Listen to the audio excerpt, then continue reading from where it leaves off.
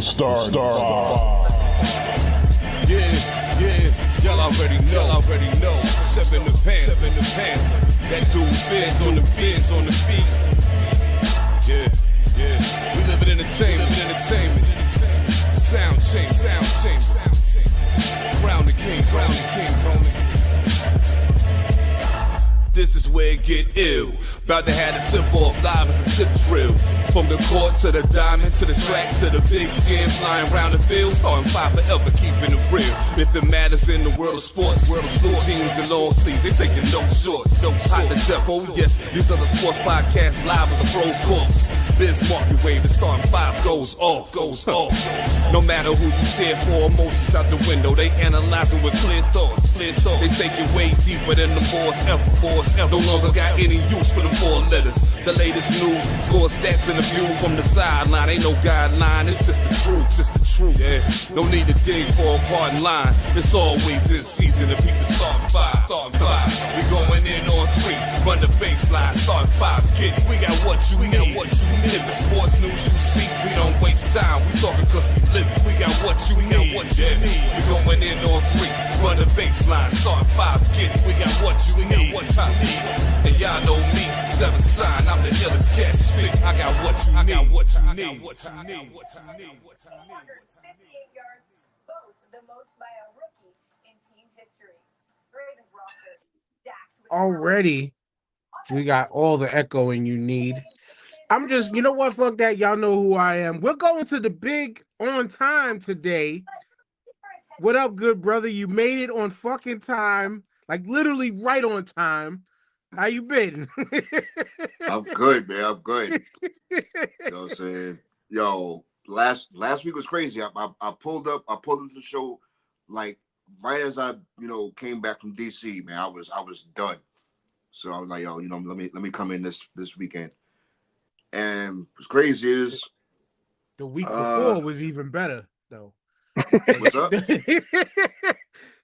You came in to the show at Final Shoutouts. Oh yeah. That was yeah. Damn, that was week before. Yeah, my bad. Yeah. So we gotta I'm make on time sure, today, man. I'm on time today. That's why I went to you first, because we had to make sure the people heard it and at least halfway seen you today.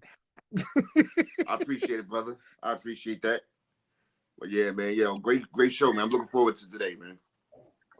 TJ, what up? Yo, I'm kind of speechless because is here on time. I don't have nothing to say. You know what I'm saying? I'm just like, I'm not used to this. Like, I don't know. You know what I'm saying? It's been a great week already. O's here on time. That's it. That's all I got. That's my intro.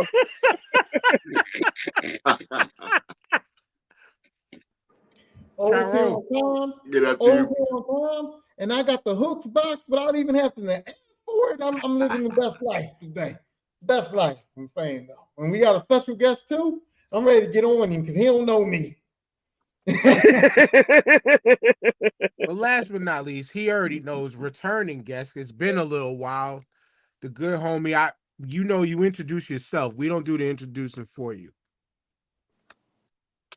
Paul, DMV, lifelong Redskin, boxing fan, and I'm just here to chop it up with y'all, man. And have a good time, yo. It's been a minute. Been a long time, but we got, appreciate you coming on, sir. We got a bunch of just random itemized topics for today. We're definitely gonna, what up, Curtis? We're definitely gonna save the Vinnie Mac talk for the Smack Talk later, along with a couple other things. But yeah, NFL, let's get it right out the way. Conference championship weekend. We're going to start in the NFC. Big O. 49ers Lions. I'm going to just keep it real with y'all right now. Fuck them 49ers. I'm not putting I'm just hoping for the Lions win. I love to see my old school underdogs finally look good. I want to see the Lions win today. How about you? And the Lions going to Super Bowl will be great story talk. You know what I'm saying? Great for football and all that. It's not the usual suspects going to the Super Bowl. And the Lions, man, is I think that's the one team that everyone's been quietly rooting for this whole time, man. As far as underdogs, I would love to see him go to the Super Bowl, man. But it's I guess it's up to San Francisco's defense, run defense, man. You know, can they stop that run? You know, Lions having the only team that to have two rushes run over 1,000 yards. So that's gonna be a big aspect of today's game, man. Well, pick a winner, damn it. You see you shaking your head, TJ. Oh well, having said that, I'm still going with the Niners. I would love for the Lions to win, man. But yeah, man. McCaffrey is still better than those two rushes, man. And Purdy, you know, I'm gonna walk back a little bit what I said about Purdy a couple weeks ago, but you know, he's still nice, man. He's still better than the game manager. You know, so I don't know. San Francisco's defense scared me the way Green Bay would just walk down the field on them like every possession last week. They're not as vaunted as I thought they were. I picked them to win, but like, you know what? I'm not mad if the Lions go to the Super Bowl because that's something the Cowboys still haven't done in 25, 30 years. So I'm all for the Lions going to the Super Bowl, bro. Like, let them have it. You know what I'm saying? So I have no dog in this fight, but the weapons on San Fran's side with Debo, Ayuk, Kittle, McCaffrey, that's a lot. That's a lot for Detroit to deal with. Their defense has been pretty stout through this entire run. Dan Campbell's a great coach.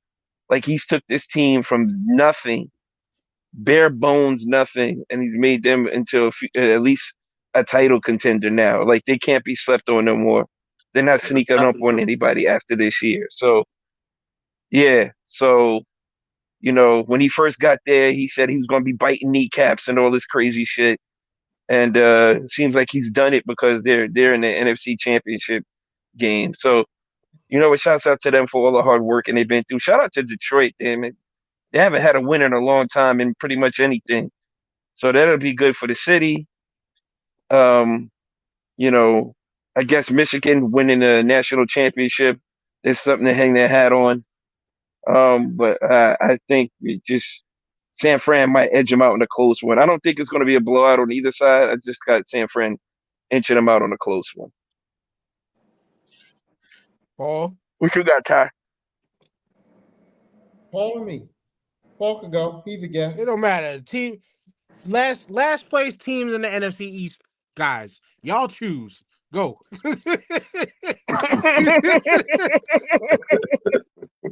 I'm gonna go then, and I'm gonna say that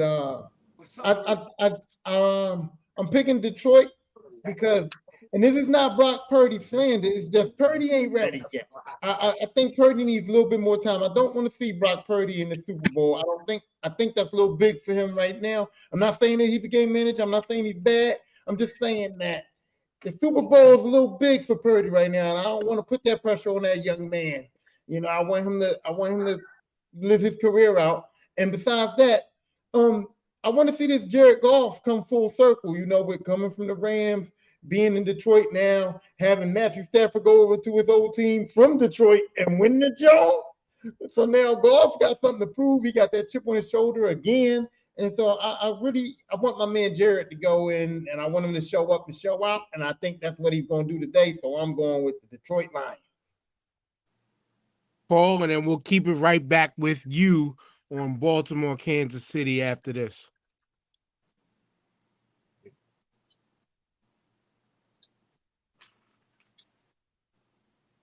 Oh, what happened?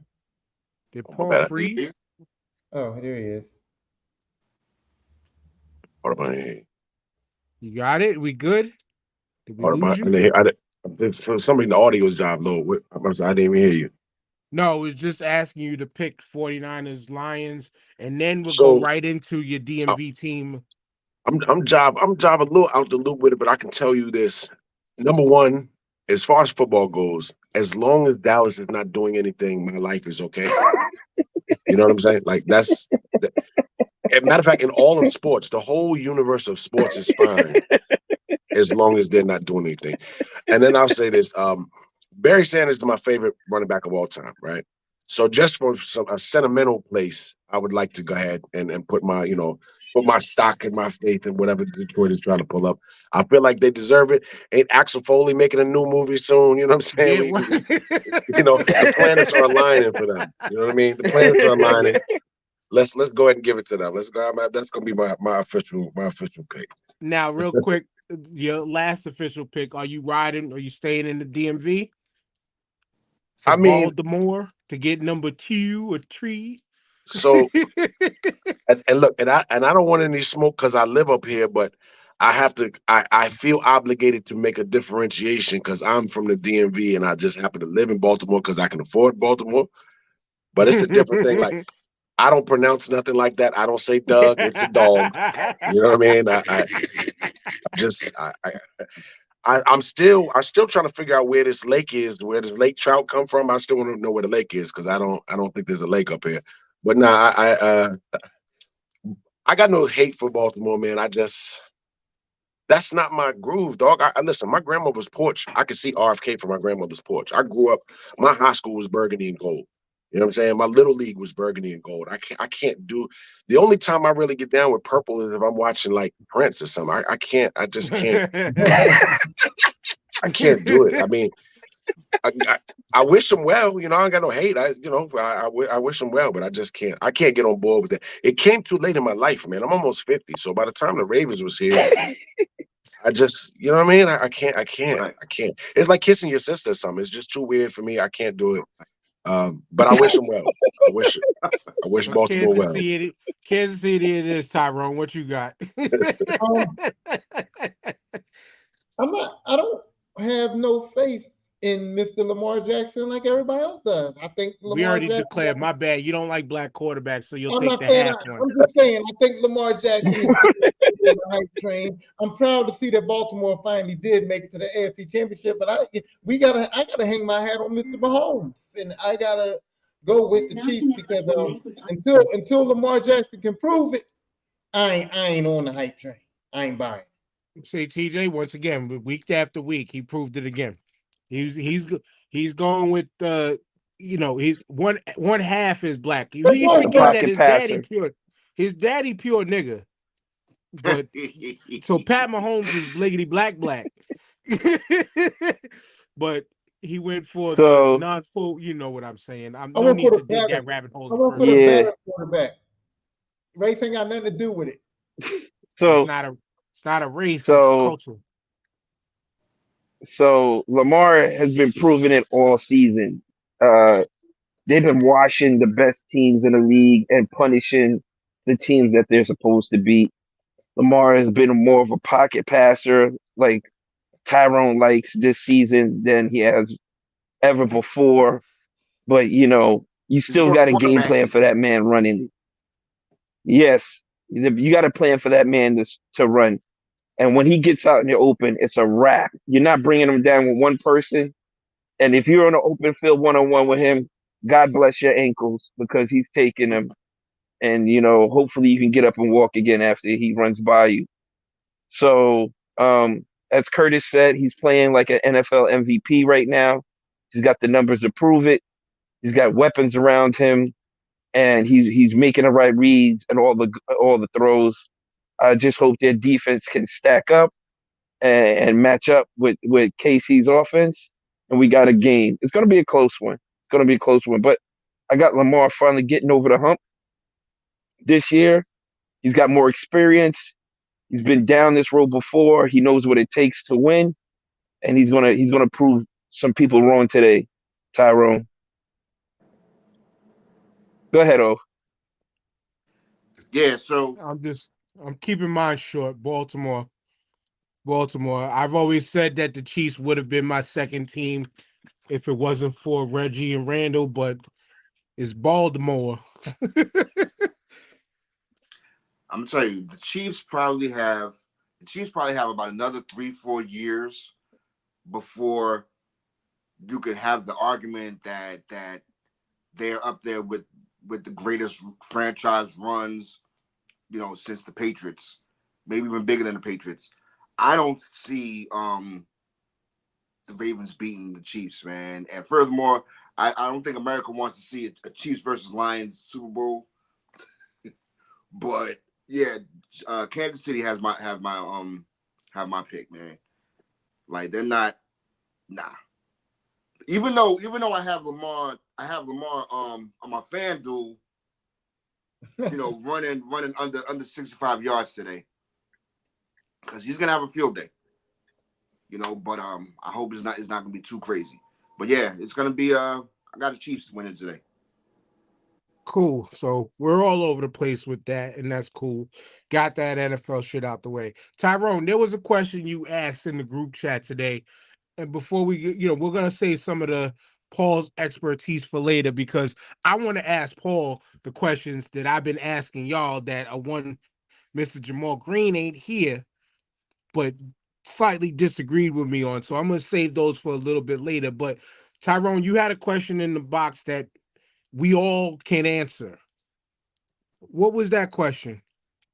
What about the morality? Yes. Come Yeah. on, catch up, nigga, catch up. What you mean? I ask a lot of questions sometimes, but here's the thing. I just want to know, where do you stand on morality when it comes to like sports and things like that? Because I've heard people take the moral grounds of, oh, I'm going to boycott the NFL, I'm not going to watch basketball, I'm not, and they take that high moral ground on things that happen, like the Vince McMahon situation. So I wanted to know, where do you guys like really stand morally on like, if somebody in sports or something like that does something that's like, morally bad, like, do you guys take that high ground of like standing on business and saying like you're not going to support them at all, or what's y'all take on that? Well, I'll lay out two things to try to help aid the questioning, because I'm sure we all heard about Vince McMahon recently. His sex pest activities has the accusations against him have broadened and expanded to, allegedly, there was somebody who was worked in the offices with him that he was kind of utilizing, almost some could say, been trying to pimp her services in some ways to utilize her to gain the getting back certain talents. Like, it's all alleged right now because nothing has been proven in the courts yet, but there's been reports and stuff that, like, allegedly this woman was sending Brock Lesnar nudes and videos and different types of things because Vince was asking her to send them to him to try to get him to lure him back to the WWE. We all remember the Colin Kaepernick situation, which I'll save my points, even though I've said them on here before. A lot of people who you could say weren't really the biggest football fans already anyway, utilize that as a moment to take, I'm going to stop watching the NFL until they, but I will save my points for that for later. So there's two different things right there to where it's like, we don't support sex pests. So do we continue to watch the WWE? Because that, from the WWF days, from when he borrowed that $1 million off his father to buy the company, borrowed money to buy the company off his father for $1 million or whatever. Am I okay? My connection just started flipping. Yeah, your connection's You're fucked good. Am I okay? I'm on my cell phone, so I'm not even shouldn't on.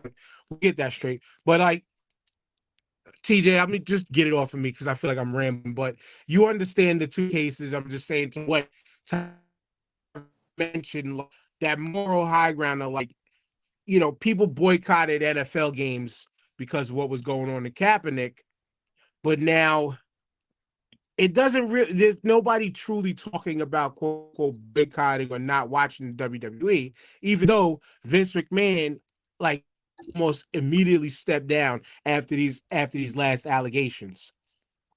Yo, A I lot got a of Right. other question. places started to like.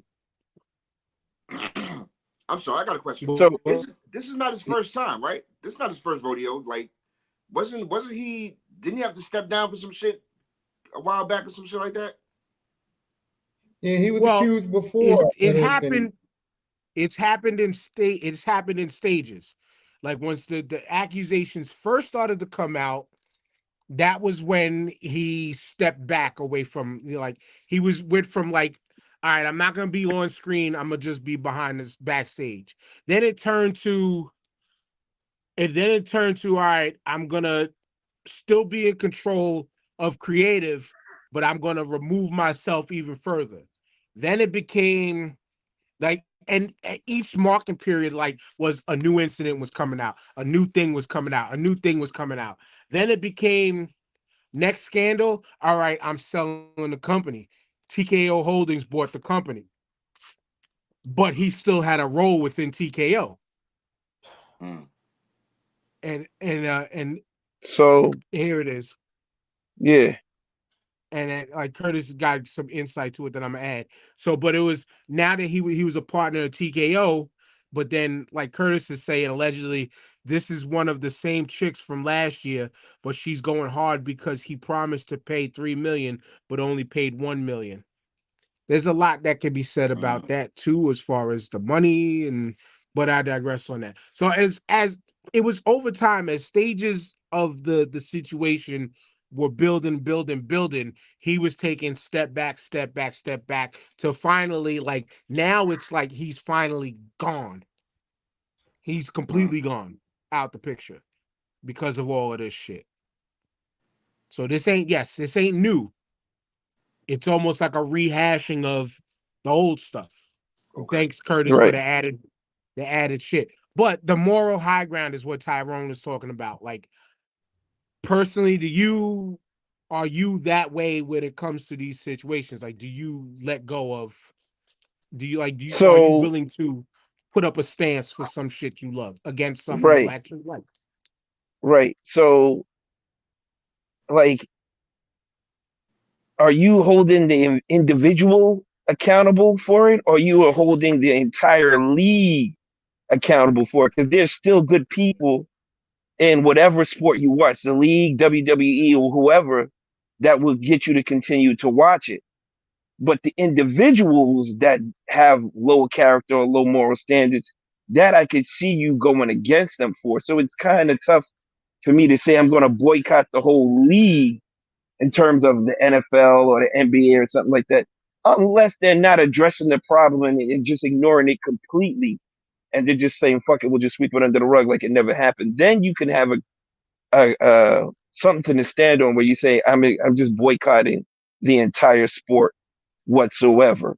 So it's kind of hard for me to just shut out an entire league because I still enjoy watching it for the people and the players that I do like, that do have high character values and high morals and standards for themselves. So, and there's a lot of people in the league doing a lot of good things for other people outside of the league. So you have that as well. So you got to take that into consideration. Do the scales balance? No, because the negative is always going to shine brighter than the positive, and negativity sells, and that's what drives people to make these outrageous statements and judgments of character and things like that. Yes.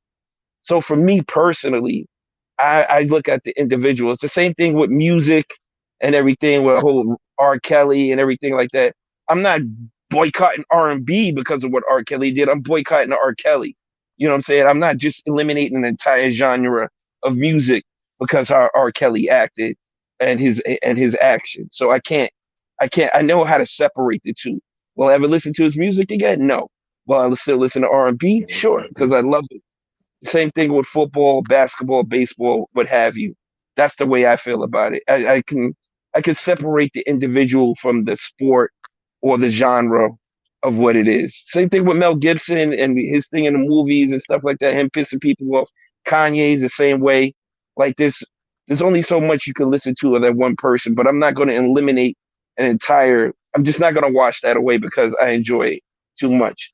Now, if they just turned the blind eye and said, "Fuck it, we don't give a fuck," and this is what we stand on, then I might have a different opinion on it. But as of right now, I know how to separate the two, so because it doesn't, I don't feel it affects me the same way, Right. Like and that's what Paul, I got to do. like you mentioned, you I'll haven't be right watched back. the NFL in like almost 7+ years, right? But Yeah. a lot of people were in your boat, and but they did it on behalf of, well, the league did this to Colin Kaepernick, which to what TJ's point was, is like you spited what a league that's 75% people of color as the athletes, Right. but for one. But then you look at the bigger picture behind, and it's like, yeah, but the ownership base is still 98% white. Yeah. Things like that we kind of look at into play, like with these things. But like, say for boxing, I think for in your favorite sports, boxing, martial arts, things like that, where they're more individual based. Like, how Yeah. would you kind of approach when it comes to like in your favorites? I mean, so I was one of the people that the Kaepernick thing was the straw that broke the camel's back for me. You know what I mean? Because it's already, listen, I can take it personal with the Redskins situation. I can take that. That's part of it. You know what I mean? And already having dealt with having to have a tough skin, and we haven't done nothing since I was. Man, did I even have any hair on my chin the last time we last time we won a Super Bowl? But I just felt like that was the straw that broke the camel's back. When I get when you're talking about a $1 billion industry, you have a lot of people to appease and to consider. But when you are getting all of your talent from the same neighborhoods that police, I just expect more. When you charge me $11 for a Budweiser, sir, you got to do Right. something. You know what I'm saying? You got to do something. You got to For do fucking something. You Budweiser. at least say something. You know what I'm saying? So like for me, it was the perfect storm of just stuff after stuff. It's just like one of them relationships where you're finally like, you know what, I got to move out of here. I got to go. I got to go. I got to go. It's Right. enough is enough. With boxing is concerned, it is individuals. So I could easily, like, for example, Tyson Fury. I wouldn't pee on that dude if he was on fire. His family is garbage. His affiliation with Daniel Kinahan and all of that, I don't support him at all. I don't want to pay. I'm not going to pay. And I'm not a dude that I don't illegally stream nothing. I support my sport. I literally just had a physical Ring magazine subscription up till last year. So I buy my pay-per-views. I support the sport. So I definitely, in an instance of a guy like that, who I firmly believe that Tyson Fury cheated against Wilder. This man, he has been caught doing cocaine and PEDs, and his affiliation with Daniel Kinahan and whatnot. I just don't. For an instance, a guy like him, I'm not going to not watch boxing. That's the only sport I got left, for God's sakes. But it's easier for me to isolate individuals because it's an individual sport. You know what I'm saying? It's not really. There's no central entity controlling the sport. It's a worldwide sport, so it's impossible really to have like a UFC, for example. It's a global sport. Boxing is probably the most global sport outside of maybe soccer. You know what I mean? So it's hard to do it that way. But if an individual themselves, I feel like they're on some stuff that I can't get with. I just won't buy their pay-per-views. I won't support them specifically. Like Canelo and Crawford have got me. They're real close to me. I mean, look, I cannot stand the fact that I support this sport and I can't get these dudes to do what the fans want to see. If you got the nerve to be charging me almost $100 for a pay-per-view event, you better fight somebody I care about. You know what I'm saying? Or I'm just not rocking with you. I cannot do it. And I'm not even gonna watch. Look, I'm a Leo, I'm stubborn, I'm the oldest sibling. I'm stubborn like this. I will not even watch it on YouTube, my nigga. I won't watch you at all. If you're gonna fight, you might as well fight me then. If you're gonna fight somebody that no one cares about, then let me get paid. You know what I'm saying? Like but I won't do it. If you really, matter of fact, Floyd was at the tail end of his career. Matter of fact, Floyd was already retired when he started making the commentary about the Louis Vuitton and all that stuff. I mean, Floyd, it would have made it very difficult for me because I enjoy him very much in the ring. But he was getting really close to getting on my nerves to the point that I can't rock with you either. And that's tough, man, because I want to watch him. That's like saying you're not gonna watch Jordan. You know, you're not gonna watch Kobe. That's tough. Jordan ain't a So word, but a word for me. I ain't gonna watch no Jordan if I don't have to. Yeah, I mean, And I, it's funny because you know, you listen to talk about Floyd. Like Floyd was notorious for that, for as far as fighting fighters that are you know, he wait till he step slow, because you know I think about Shane Mosley. He could have fought Shane. He could have fought Shane Mosley like 3-4 years before he did. well, you know what? And Shane made a lot of excuses. He was talking about his tooth and all that. Floyd was trying. Floyd wanted smoke with that dude much earlier. He remember Shane was chasing the Oscar train and moving up into weight classes he shouldn't even have moved up into. I mean, he wouldn't have really ran into Vernon Forrest and Winky Wright if he'd have stayed where he really should have been. But Floyd was asking for that smoke years before. He wanted it. He wanted it. So Shane was talking about his tooth and he was vacation. Yeah, he was talking a lot of crazy. Look, Floyd was at a place early in his career where he was the high risk, low reward guy. And I think a lot of times, and I'm not putting this on you, but I'm saying people, period, sometimes forget that Floyd was not always the money guy. You know what I mean? He lived in the shadow of Roy Jones. He lived in the shadow of Oscar De La Hoya.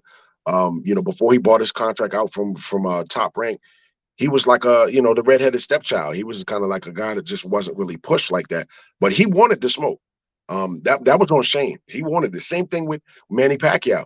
Floyd wanted that. All he said was, "Yo, you got to take the same test I'm trying to take." Manny's all of a sudden he's scared of needles and he's, it's just a bunch of. I think Floyd gets a bad rap with that kind of thing because I don't think he's scared of none of these guys. Listen, remember, Floyd was like 36 when he fought Canelo. He didn't have to do that. I don't even think there was necessarily a title on the line. I think Floyd, the money got to make sense. You know what I'm saying? Because that's at the end of the day, you're a prize fighter. The money got to make sense. And I mean, you want an even playing field. But I don't think there was anybody that Floyd necessarily ducked. The things that the fights that I wanted to see that didn't happen with Floyd was actually earlier in his career. I wanted to see the Eric Morales thing, the Nassim Hamed thing. I wanted to see Casamayor and Freitas, but those were in the earlier weight classes. Later on, I don't think there was nobody that people say retrospectively now, oh, he ducked Margarito. Margarito was not a familiar commodity. He wasn't like there was not a lot of public demand for that at the time.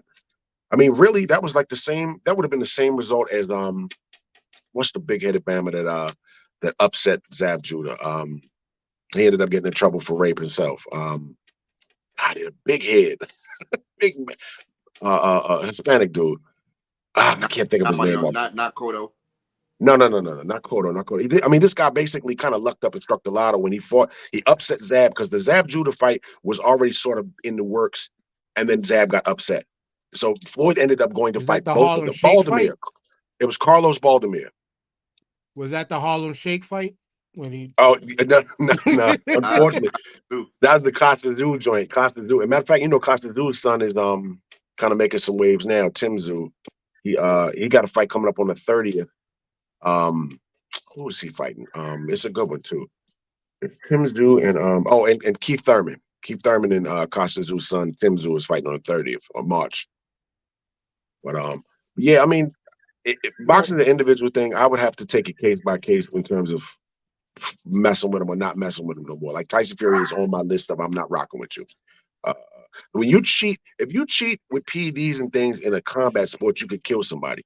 It's not like riding the Tour de France. I don't care. You could take all kinds of needles and ride your bike. I don't care. Like, what does that do? But you could kill somebody in boxing, man. So I don't really. It's hard for me to mess with PED chicks. Canelo's one of them too. And matter of fact, I got a friend who I shouldn't even put this out there like that. But let me just say this. I could strongly suspect that Canelo was using PEDs years ago. And I can tell you now emphatically that I know this for sure. I don't want to put my friend out there like that, but I know somebody who has confirmed that. So it's hard for me to support him either. Because you could kill a man. You could legitimately kill somebody, man. That's not a game, man. You're not hitting a baseball, man. You could kill somebody. Bro. So for me, it can be a multi-level thing because it's like when I look at say like a league as a whole, like I said, we'll bring it back to the NFL, and I'm gonna recite a lot of things that I've mentioned over the years when it was just JP and I and TJ TJ came on during this time. we tracked the Kaepernick situation from start to where it ended. In my opinion, it ended at a point where all of this ended up feeling like Kaepernick got mad because he got benched.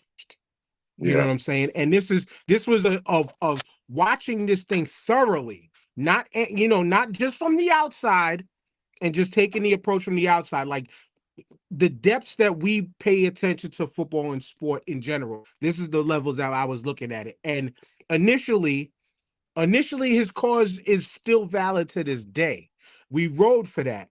But also to then spite the rest of the league, who, like TJ mentioned, a lot of those players do great things outside of. I mean, the Man of the Year award is named after a brother, Walter Payton, for doing great service in community, in either the community of your home team or your personal home community or just around the country. You know what I'm saying? So there's a lot of little caveats that it's like I can't spite everybody, but yeah, it could still be fuck you owners. Like, I'm here to support the rest of the people. And yeah, I still ride with Cap. But then again, as things played out and the whole, we're gonna give you a shot, but here's the place, we're setting you up. Nah, I want to take it this way and go this way. I want y'all to go on my terms. At some point, it's just like, you're not going to be able to get everything when you're trying to get back into our good graces. You know, like, Yeah. you made us look bad. You tried to make us look bad, not on purpose, but it happened. But then at some point, as an owner, it's like, yeah, y'all, you got to come back to my terms in a way.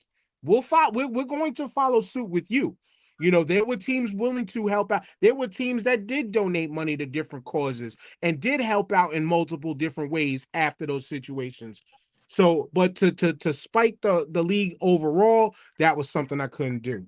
When it comes to Vince McMahon, it's it's hard to support a guy like that, though he delivered something to us within pro wrestling that I've mentioned, Tyrone mentioned. Many of professional wrestling fans wouldn't be fans if it wasn't for Vince McMahon.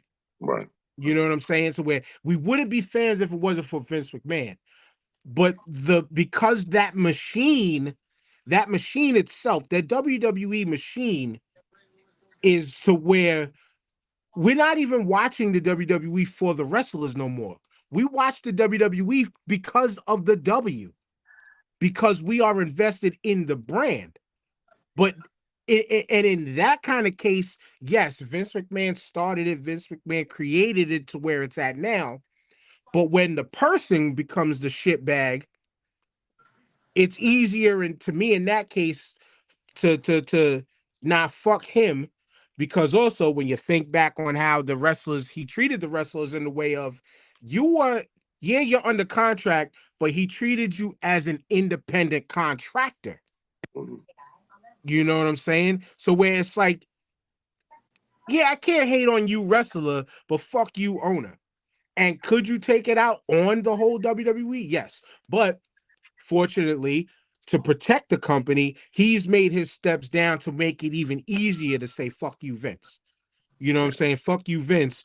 I'm gonna step away so it don't hurt my brand, don't hurt the brand, don't hurt my baby, and I'm gonna walk away. You know, and it's easier to say fuck you, Vince. Just like how, in some respects, and I'm not trying to throw you under the bus, Tyrone, because your TikToks are out there, with Terry Bollea, aka Hulk Hogan. You know what I'm saying? And trying to separate the artist from the person. Sometimes what the person and the artist have done come face to face. And in some people, it's hard to separate those two.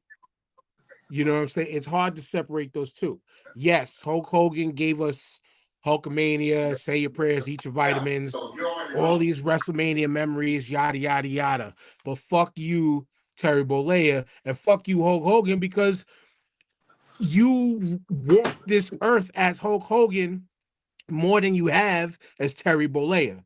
And you're out here talking about, I don't want my daughter with no niggas. Hard ER. several times over. Yeah. You can't sometimes you can't separate the two. Like Bill Cosby. Right. Bill Cosby kind of put himself in a place where you can't separate the two in some ways. He's done great for black folks, but yet this is the same person that was telling black folks you need to pull your pants up.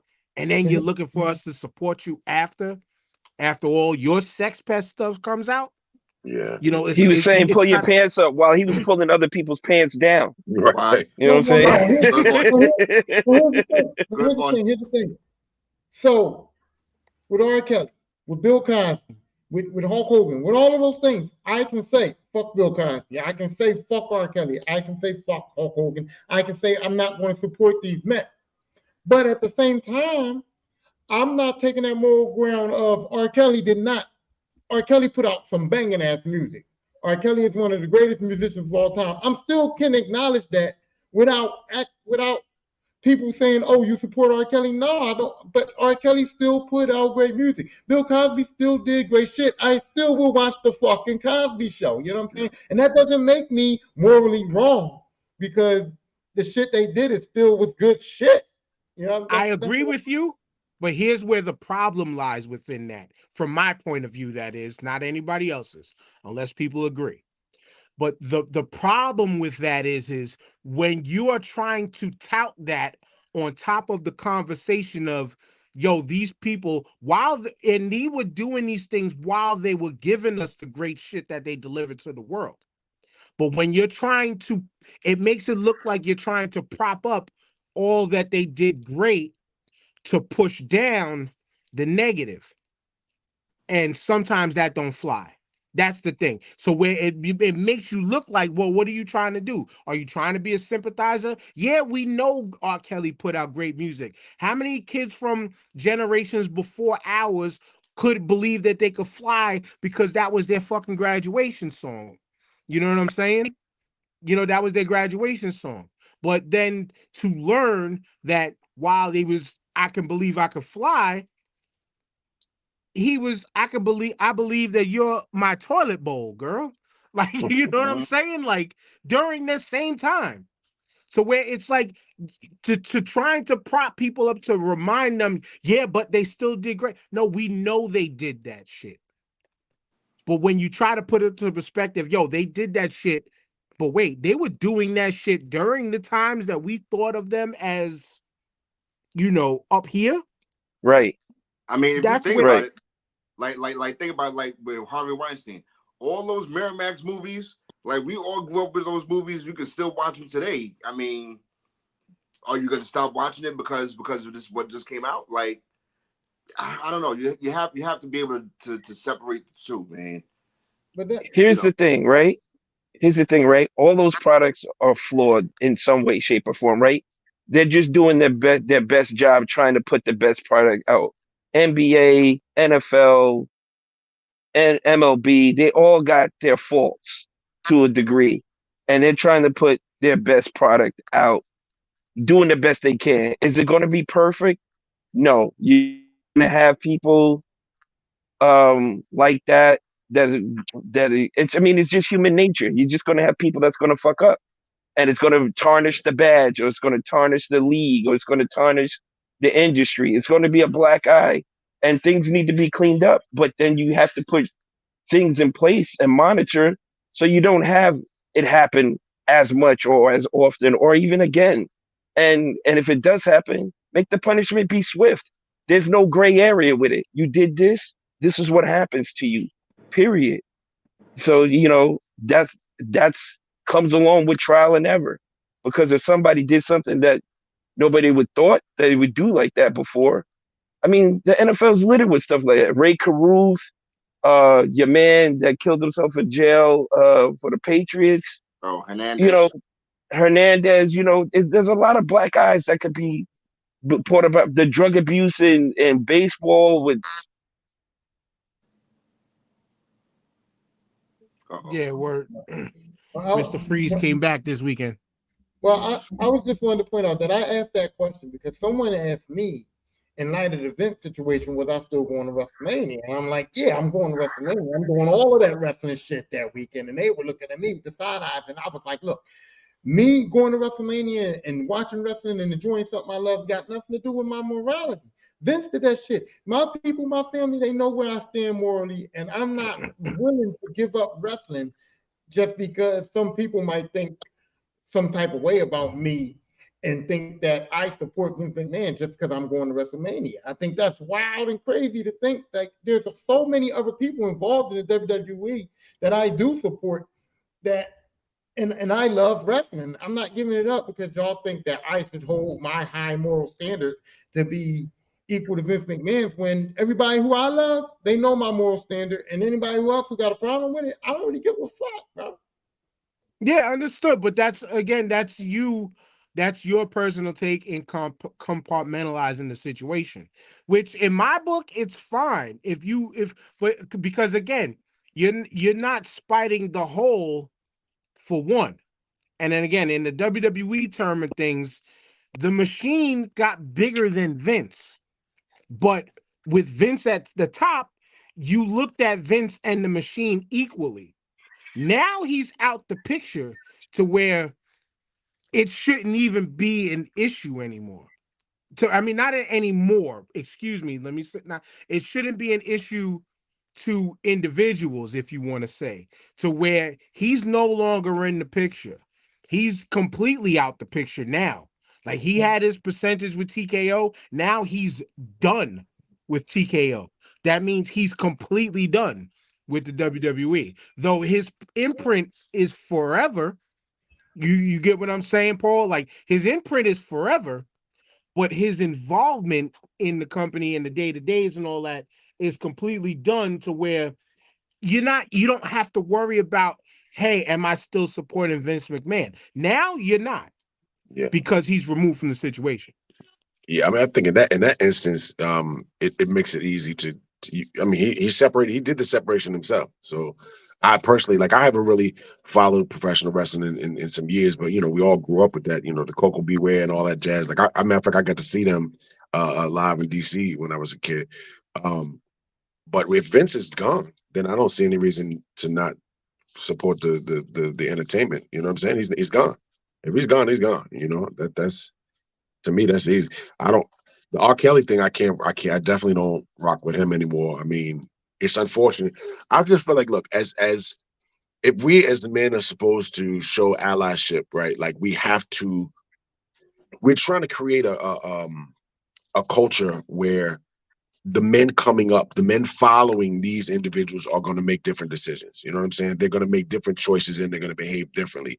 And so we have to, it's bigger than the entirety of it all. We're really trying to create a safe environment for women, right? You have to look. I would expect the same thing. I always try to flip it. If this was a situation where I expected some non-black friends to support in order to create a society where I'm going to be safe to walk around. You know what I'm saying? Like, I feel like you got to show that allyship.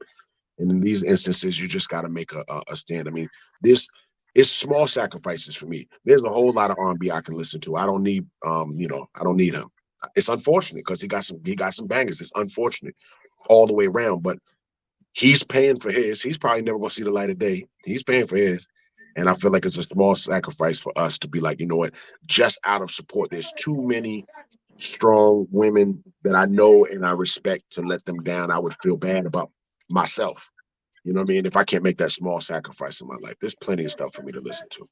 You know what I mean? It's just word. And I mean, just on a R. Kelly perspective of things, like you said, there's way more better R&B over the years or prior to him that it is easier to stop listening to an R. Kelly.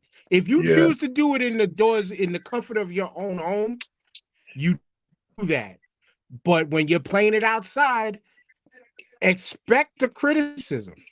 Expect somebody's going to say something. And if you're choosing to feel comfortable with, then that's on you. But understand, just like life, with everything in life, there's consequence. So be ready for said consequence.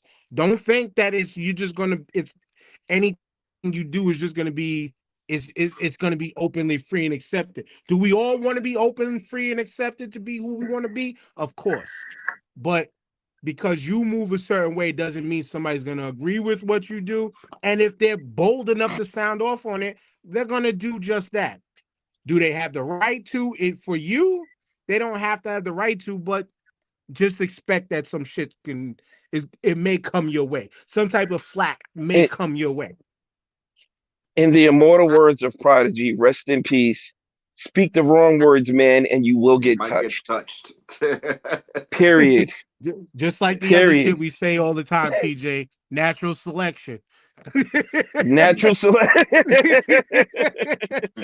Natural selection. Like, you choose. Absolutely. You choose your path. You choose your path. Yeah. That don't mean it's going to guarantee you a Nobody's free way going to out. stop you. Yeah. No. You know what I'm saying? No.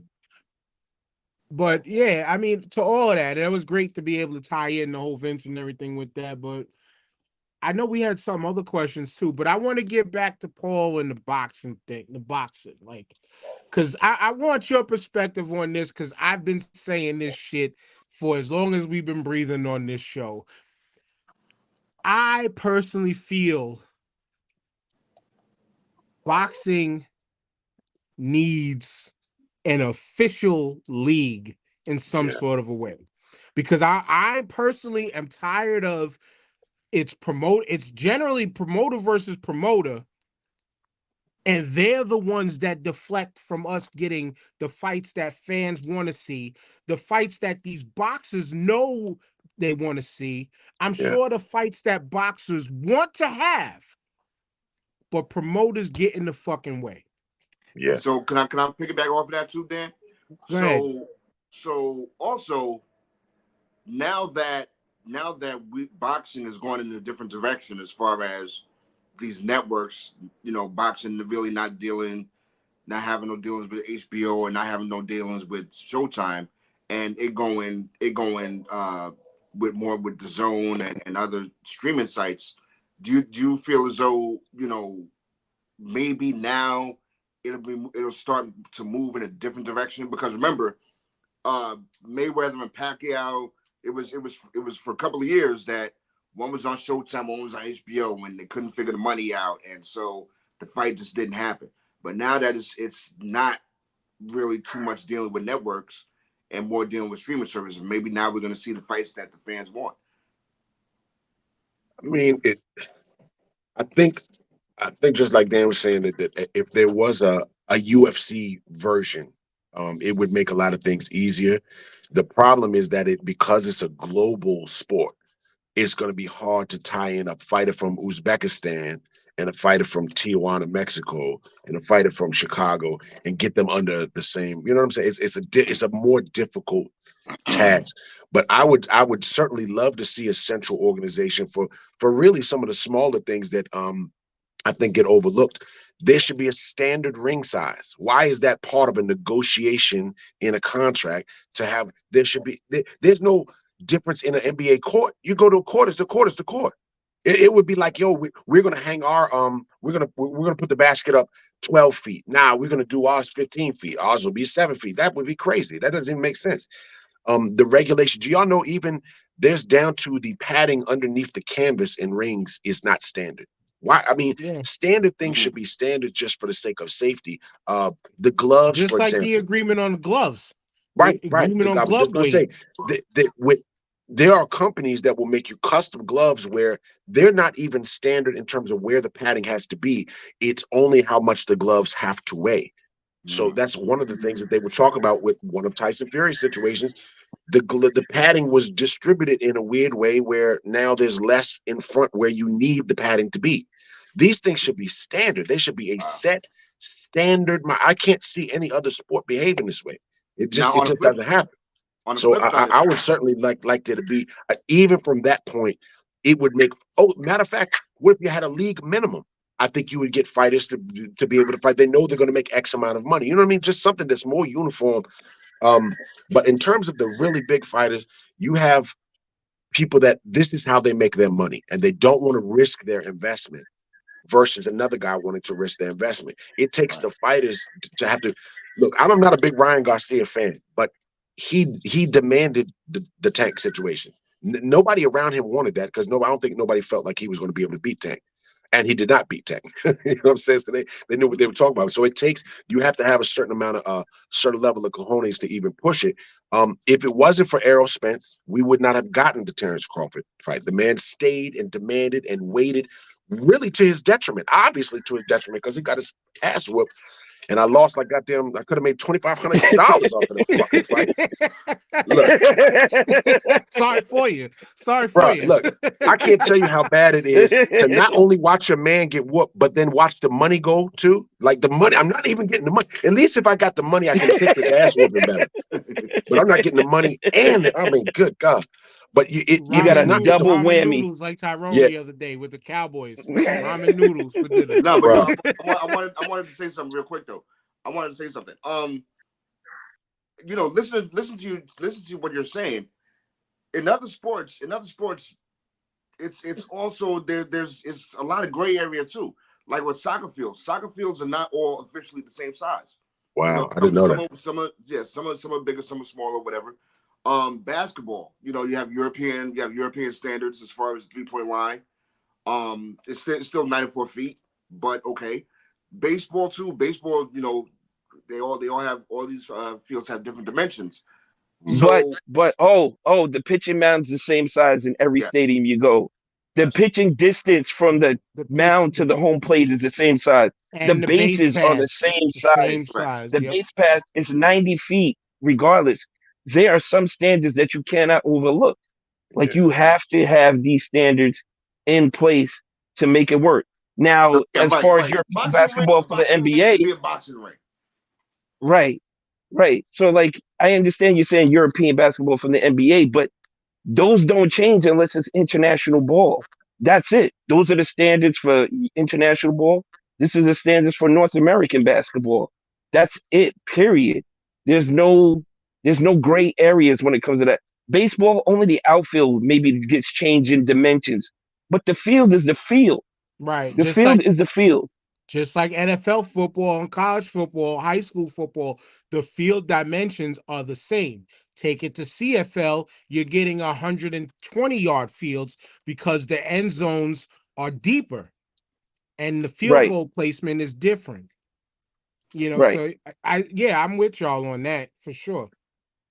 Yeah. The uniformity would help things, but I'm trying to think of what actually would really force, because a lot of these folks are just scared to lose the luster. I think people associate, and I think it's unfair to a lot of people blame Floyd Mayweather, the undefeated thing. You can't put that on him as to why you're scared to do it. Paul, you know what I'm saying? Paul, here's the biggest travesty. These athletic commissions in different states with different standards, bro. Yeah. They're killing it. They're killing it. New York is different from Vegas. Vegas is different from Cali. Cali's different from Connecticut. Connecticut is different from Florida. You got these guys fighting wild fights in Abu Dhabi. Like, that is crazy, man. And it's that is crazy. The boxing commissions are rigged. It's a lot of corruption. This is why, like, I've gotten to so many arguments. As a matter of fact, there's dudes I stopped even talking to off the Wilder Fury thing. Like, I legit don't talk to them. I was doing a boxing thing every Friday night. I stopped talking to them. I stopped doing it. The corruption is ridiculous. And when they talk about these commissions, they say there's a standard. I mean, this reminds me of like police procedure. You know what I'm saying? Oh, well, the cop is supposed to do A, B, and C, and we know how these things play out in the world and then out in the courtroom. Stuff does not play the way it's written down by the bylaws and all of that. It just doesn't happen that way. Look, there are some simple fixes in my mind. When hands are getting wrapped, for example, that should be televised or at least recorded. That should be live. You know what I'm saying? That should be where someone can see that. We don't have to depend on whether there was a commission official there and whether he was corrupted. Now, we all can see it. These days, going live is cheap. Somebody can literally just have their phone and go live. We need to be able to see that. The officials should be interviewed. Like, why do we interview everybody else, but we don't interview the referee? We don't interview the judges. Why don't we get any rationale as to what their crazy card, explain their crazy card? There should be more transparency with all of this stuff to make the corruption more difficult to pull off. Somebody's always going to try to pull something because that's life. You know what I'm saying? But if, Especially the judges in boxing. yeah, Especially them fucking judges in boxing. They should be held Because a accountable. lot of them, it's like, what was your logic in seeing Yeah. what 90 million people saw was a fucking execution in a ring, right. and you decided to go the other way because Right. you Here's the think thing. the other person made more contact You know, than you the know, other you one. know what, you know what, Dan. Here's Yo, the thing. I always said, I'm sorry, TJ.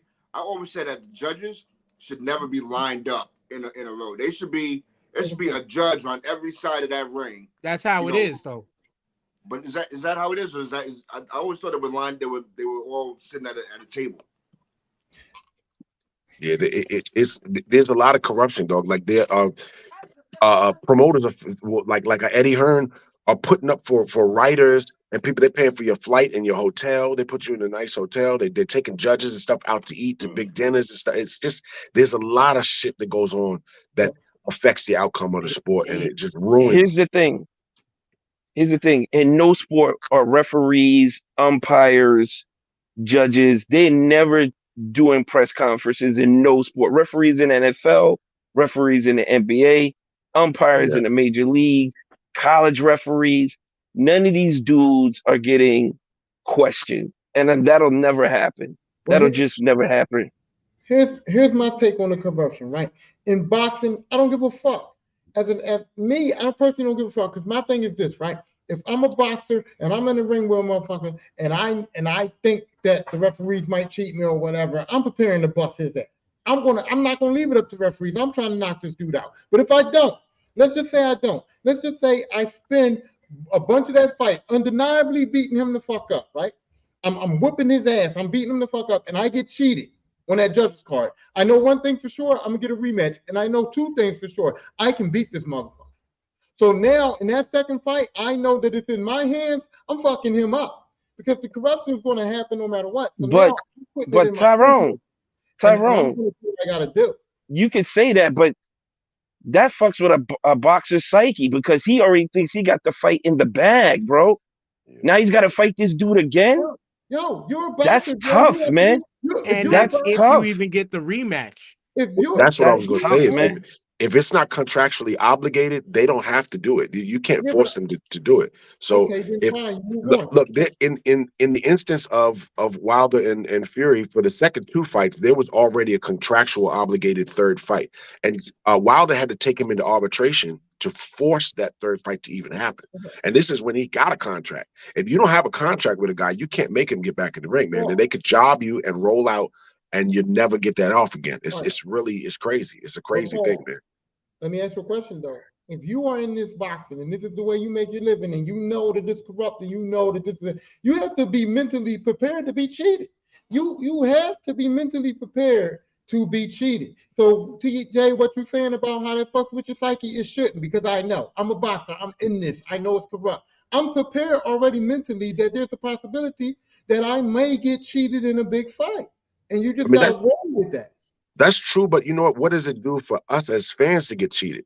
Now we go to work, and now I got to put up $79.99 for a pay-per-view. I got folks to come over, and I got the wings and all of that, and then we get cheated. How do we get restitution in a situation like that? We got next month, Paul. You're doing it again, because you don't really give a fuck. But next month, here's some things on that, though, because let's keep it real. We had Tyson fights back in our day. Yeah. We got cheated with some of them 8-second victories. In a way, we got cheated because it would be blink of an eye, just like that episode of Martin where everybody's trying to run him around the house and do those shit, and he done missed the whole fight because it was over in 30 seconds. So we could say we get cheated in that. But Tyrone, to your point, you shouldn't. We always say you never play. You play in spite of the referee. You never play for the referee's whistle. You never play, hoping you don't get a penalty, yada, yada, yada. Same applies within boxing. You should never have to go into a fight worried about what they're going to do. Oh, they cheated me this time. Now I'm going to go harder. You should go harder off the strength already. You should go off the strength already. The issue is the referees and the judging and stuff, they shouldn't be as corrupted nor influential in why you lose. And a lot of these things they happen, they're there for why you lost in some cases. They're the reason for why you lost in some cases. When okay, you could go harder the next fight. You can go harder the next fight, and still the same shit happens again. There needs to be some type of regulations, like we Also, said, like Paul mentioned, like there should be regulations across the board on this is how everybody's supposed to score. This is how an official is supposed to look over a fight. Yes, there's certain things injury wise and stuff you got to move case by case for, but the overall there also, should be some level of uniformity that keeps you on board to where you're not fighting for, I know I'm going to get cheated. You should never go into anything thinking you know you're going to get cheated. but look what also you're putting your body through to go through that again to fight the same person. Yeah. Right. Yeah. Boxing is the sport where it's physically demanding. You got to go through that shit to beat his ass again when you beat him convincingly the first time. That's insane, dogs. It's all You part of gotta it. You make that choice when you decide to be a boxer. All that shit is part of the game of boxing. But not if you beat him to a pulp and they still say you lost, and then let's say you just can't knock the dude out the second time, and they say you lost the same way you lost the first time. Then what? But here's my defense of Floyd Mayweather, right? Jay-Z said it. We always take this show back to hip hop. Jay-Z said, if I shoot you, you're famous, but if you shoot me, you're famous, but if I shoot you, I'm brainless.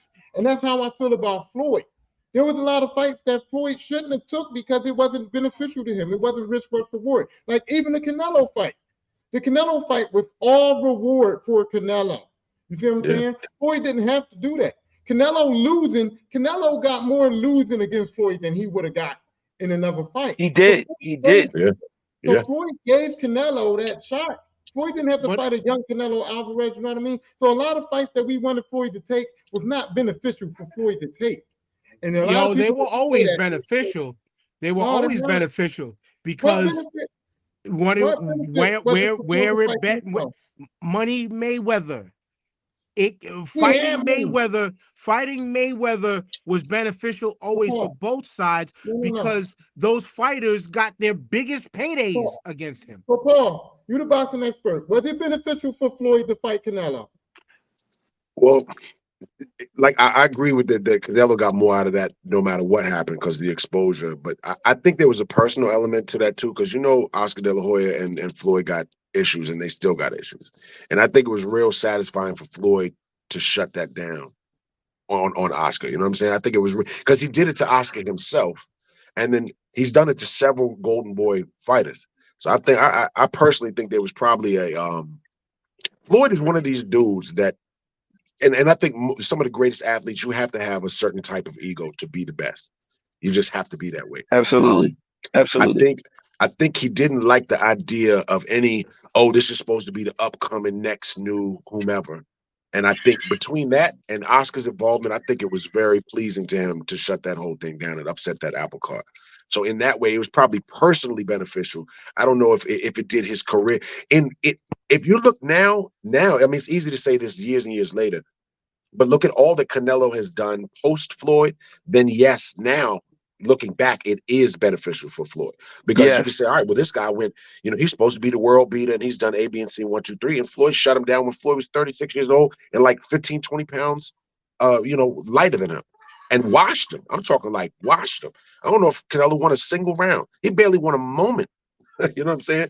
But signing that contract at the time, I agree with you. I don't think it was a whole lot for him, but Floyd was getting $30 million a fight. You know what I'm saying? So like, look, I can't think of a man I wouldn't fight for $30 million. You can punch me in my sleep. You can start punching me. You know what I'm saying? Just roll in my bedroom and start whacking me in the face. But there's something you said though, when talking, because Tyrone spun this to Floyd, it goes to, we don't know the internals I'm pointing to my head, y'all, for people who can't see me. We don't know Yeah. the internal motivation for some, to where, Yeah. yes, it can be perceived that what did Floyd gain out of this? But for Floyd himself, Yeah. morally and personally, it could have been everything for that moment besides the bag. Like he's, Yeah. like Paul just said, that whole moment could have been fuck De La Hoya, fuck Yeah. anybody who thinks anything about any of his fighters, all of that. Like, I destroyed the best out of your entire camp. Now But what? Yeah. And but yo, didn't and that Here's could have been his didn't thing. didn't Canelo he- drop 2 weight classes though to fight Floyd? At No. least. No, no, no. no, There no. was a catch weight of like a pound or two because he was at 54 at the time, and that was Floyd's fifth division. So I think there was a concession of like a pound or two. I forget exactly. Maybe it was like 150. I can tell you this: Floyd probably didn't even weigh 154 the night of. He's not a big dude at all. He probably walks around at maybe 60 now. You know what I mean? He's not a big guy at all. Mm. And Canelo was like 15, 20 pounds heavier than Floyd the night of, but there was only a concession of a couple of pounds. Now Canelo is at 168. So let me see. That's 54, 60, 68. He's divisions above that now. He done roided up pretty good and got himself all swole up and stuff now. But no, he he So didn't drop he didn't drop for Floyd. so here's what it did for Floyd. Because Floyd was just burgeoning as his own promoter, management team, Team Money Mayweather, and all that stuff. Floyd, now when after that fight, he controlled the box office. He controlled the pay-per-views. He was making sure he was getting his money streamed from every aspect of the fight. Not Yeah. only the purse, he was making sure he was getting the ticket stub and the pay-per-views.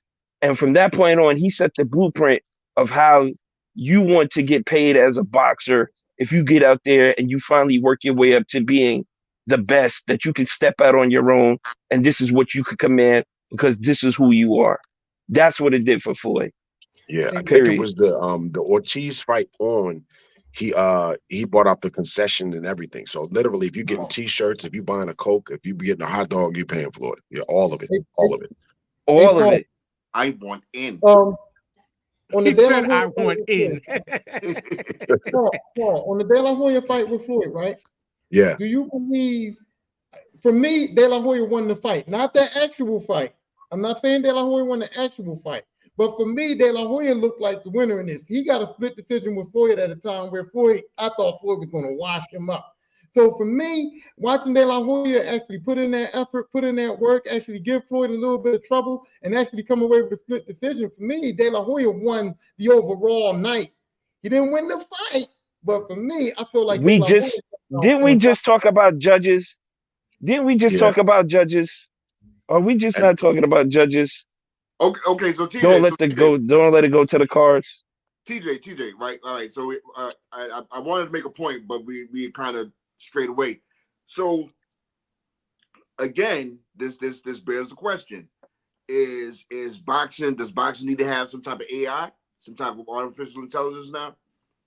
No, Is it boxing needs going to to be that? regulated. Boxing needs to be regulated on a federal level or something like that, where because there's just too many hands in the bag. yeah, Like I said, yeah, these boxing commissions are fucking ridiculous, bro. There's too many hands in the bag, and everybody's got to eat before the fight is even made. Everybody's got to eat before the fight is even made. And That's that's my crazy. thing. Like, they need to find a way to cut these fucking promoters out of the game. Like, let the promote, if you want to be promoter, whatever, allow them to run. Say, like, you know what? Actually, this is what I was thinking this whole time within this conversation, and how it can be done with boxing, because you got the WBO, the IBC, the WBF, whatever, all these fucking different things, Alphabet right? soup. yeah, Alphabet soup. The blueprint is kind of already there. If you go back to the territory system of professional wrestling, where you had your Mid-South, your Florida Championship, your Smoky Mountain, your all of these places, right? and except for I think Smoky Mountain, but almost all of these places were under the umbrella of the NWA. So where the champion toured within all of these independent circuits, but they all went under the NWA's rules. They all went under the NWA's umbrella, to where anybody in said company could become the NWA champion. So if boxing got all together and said, "Hey, look, we'll pick," like if these heads got together, it was like, "All right, you know what? Let's just try to unify this shit. We're gonna create one belt for each division. No more of we're all separate, whatever, right? Create automatic 60-40 pots. Now, yes, depending on the fighters, the purses are going to be way more. I mean, the overall purses would be way more than what, say, up and comers that are just coming out fighting their first and second professional fights out of like Golden Gloves or some shit. You're not going to make as much as a Mayweather Canelo, who's going to bring the organization way more money. But if they had But Dan, who's automatic gonna come in 60-40 and buy all these guys up? Who's gonna come in and buy all these guys up besides these Saudi dudes who are trying to take over sports as a whole, as you see now with the golf and That's now what, with the MMA and stuff like that? that's why I mentioned they can come together as one team and one thing. They can have their separate, we're gonna host fights here, we're gonna host fights here, we're gonna host fights here, but you're all under one umbrella. You're all still under one umbrella. You don't No, need somebody to buy up everybody. I It's don't want sign up that. for this league, or you fight how you choose to fight. I don't want that because I don't want to do a unification fight. If you do it like that, we won't have none of the unification fights. And I like the unification fights. I like the fights for the all adults to be undisputed in unification title fights. And if it's only one belt, we give those fights up. So no, I don't want one belt. I like the fact that they can all come together and have a unification fight to claim an undisputed champ. Well, they could do that by way of a tournament and have each fucking champion fight to unify all of the shits to where there's one fucking champion. There's no need for 1,000 belts. Tyrone, just spinning wrestling real quick. You already know this because of all the fans complaining AEW's got too many titles. So what? Fight for them bitches. Fight for them bitches, but they don't need to. The organization, the belt organizations have just made things more difficult. Like the WBO now is considered like, I guess, one of the four majors. But even as recent as Roy Jones' career, the WBO was not. It was a minor belt. It was the loftiest of the minor belts. You know what I'm saying? And that's we were talking like 20 years ago. 20 something years ago. So it's a relatively recent development, and it only creates more confusion. You had Darius Mikushevsky over there in like Germany or whatever. He had the WBO at the time that Roy Jones was obviously the dominant man in the whole sport, let alone 175. But this man got to claim, and he wasn't leaving Germany, he got to claim that he was a champion. And that it creates if there was only one belt, no man can walk around posturing saying he's a champ because he don't have the belt. It just makes, I do like unification fights. It makes it fun. That is fun. But unfortunately, it gives people a means, a vehicle to not do the right thing. And they can walk around and with their chin up saying they're the champ. And you can't, unfortunately, it just would lead people out to not make the fight that we want. If you want to walk around and be called the champion, you have to beat the champion. You know what I'm saying? That way it takes it all out of you can still be a bad man. You can be a big attraction. But ultimately, if you want to be the champ, you got to beat the champ. And look, the thing that we missed out, and we're probably not going to see Tank versus Devin Haney. I don't think we're going to see that fight ever. And we missed out on a situation because even a guy that had all of the belts, he had all four. Devin Haney had all four belts. We still didn't get the Tank situation. It's going to make it even more difficult because Tank had what they considered he got elevated with the WBA to now he's a full-on champion at 135. But he had like a minor version of the same title that Devin had. So he can still say he's a champ. That's crazy. You can't, this is too much.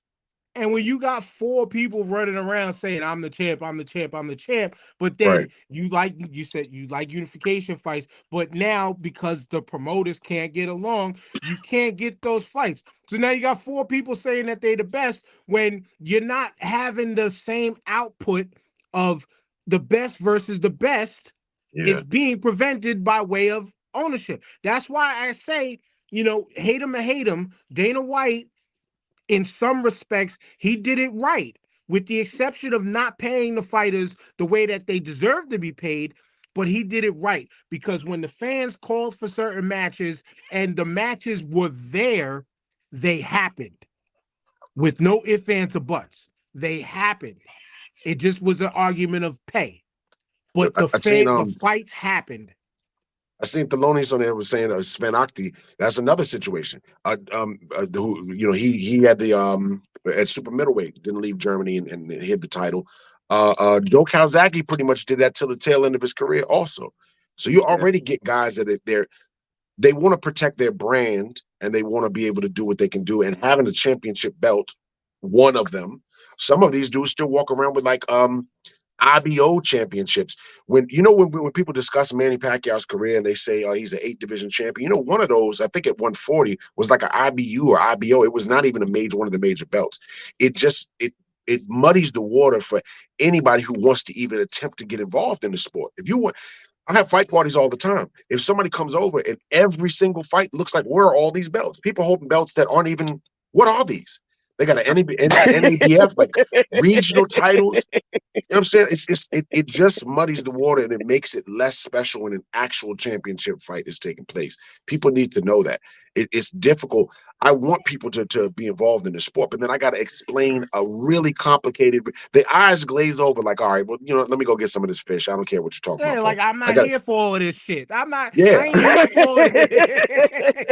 They want to know who the champ is. They want to know who the champ is. It should be easy to look. Folks can love or hate Deontay Wilder, but the dude kept saying one name, one belt, one, one guy, one champion of the world. That's all we need. And that makes it so much easier for people to get into it. And boxing really can't shoot itself in the foot over and over again because it's already kind of a niche sport. You know what I mean? It doesn't have the heyday that it used to enjoy anymore, man. You used to be able to just watch boxing on free TV and people knew who the heavyweight champion was. Which you walked me right into where I wanted to go.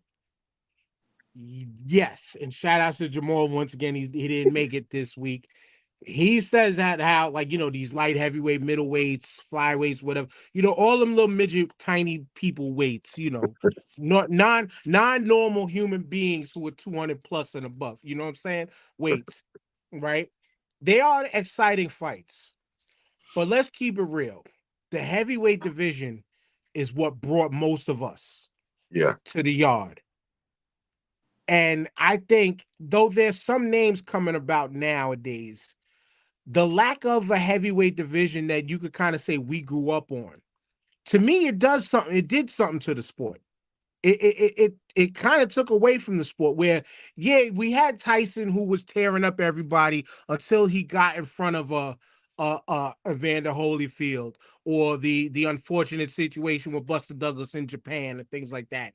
But we had most of our most recognizable names were all heavyweight. Will we ever get back to that, or are we like slowly approaching that? Because again, the heavyweight fight is what, to me, is what keeps the purists love the smaller guy because it's a way more technical fight. Yeah. But to get more people back into, it was always the big name heavyweight that was the true draws in that sport. You know what though? I think the emergence of the NBA and the NFL as major sports with league minimums took a lot of the American heavyweight talent away. If you knew you could ride the pond for $350 a year or get punched in the head for $1,000 a night, I mean, that's easy math right there. That's easy. There's guys I used to look at, you know what I'm saying? I used to look at guys like with frames like Dwight Howard or whatever, or LeBron, could easily be a heavyweight champion. I mean, if you look at the frame, if they grew up in the come on, brother, come on. My kid in here is sneaking in here. Look at his big head. Look at this. All right. Hello. Hit the bricks. Hit the bricks, punk. All right, come on, man. But I think that really did, because if you look at, like, in the time of Joe Louis and even Muhammad Ali, the NFL players weren't making what they make now. You know what I'm saying? It just wasn't. There wasn't really a competitive area for a man that size to do anything other than, hey, I could be the heavyweight champion of the world. So that makes it really tough, man. I think also the fact that Don King and Bob Arum kind of ran the sport off of network television. They burned some bridges. So you don't get those guys aspiring to be a heavyweight champion anymore. You know what I mean? When you used to be able to look on there and see Muhammad Ali on regular television, a young kid wants to be that. Now they're looking, I want to be LeBron. They're not looking at, I want to be Deontay Wilder, because they don't get access. Especially if you're talking about you have to see him for $100 on pay-per-view. Your mother's not going to order that for your 5-year-old ass. Oh, yeah, I'll spend $79.99 to watch Deontay. That's not going to happen. Right, So right. it really has, it's messed up the imagination of young athletes aspiring to be something. They're going to want to play major sports where they get to see it on free television every single week. You know what I'm saying? A long season. Well, it'd only be 16 games if they're watching Dallas, but I'm saying you get a long season where you can actually, and I think that's really hurt the sport. I do think what Al Heyman and the PBC are doing with Amazon Prime is good, because Amazon, there's a lot of access. A lot of people have Prime just because Amazon taking over the whole world. So I'm hoping that's gonna, put more butts in seats, so to speak, and make the access a little bit more readily available for everybody. But we miss regular television. That to answer your question, a long-winded answer to that question, I think regular television and the emergence of the NFL and the NBA have taken a lot of the talent away for the heavyweights. Well, what about as far as lack of overall skill? Like watching Deontay Wilder fight, to me is tough, because I'm like, this dude can't even throw a straight jab, man. Yeah. So you think that just the lack of just overall skill also, kind of lessen the audience for boxing? Well, he started so late. So, like, one of the reasons because when Deontay first came on the scene, I wasn't loving him like that for the same kind of reasons. Just super raw, super green. But he started at like 18, 19 years old. Floyd started at like 5 years old. So that's a huge gap in development. Boxing is one of those sports, it takes a lot of development, man. You can't start at 20 years old. And matter of fact, the only reason Deontay was even able to make it is that he just had that God-given one-hitter quitter punch power. Otherwise, we would have never heard of him. You know what I'm saying? So it takes there's a legitimate farming system that has to happen for a person to get to the pinnacle where we actually know where they are. And again, those guys are getting pushed towards other sports. Think about now, generationally, we have fathers that are pushing their sons to the football field or to the basketball court. They're not taking them to the gym. Right. So the development has to happen from a small age. And if these fathers, because we're all now, I reckon we're all about the same age, right? I'm closing in on 50. So we got young fathers that's 30. They didn't grow up really watching the sport. It wasn't on television for them. Yeah. You know what I'm saying? So they're taking their kid to go be Kobe. They're not taking them to be Floyd.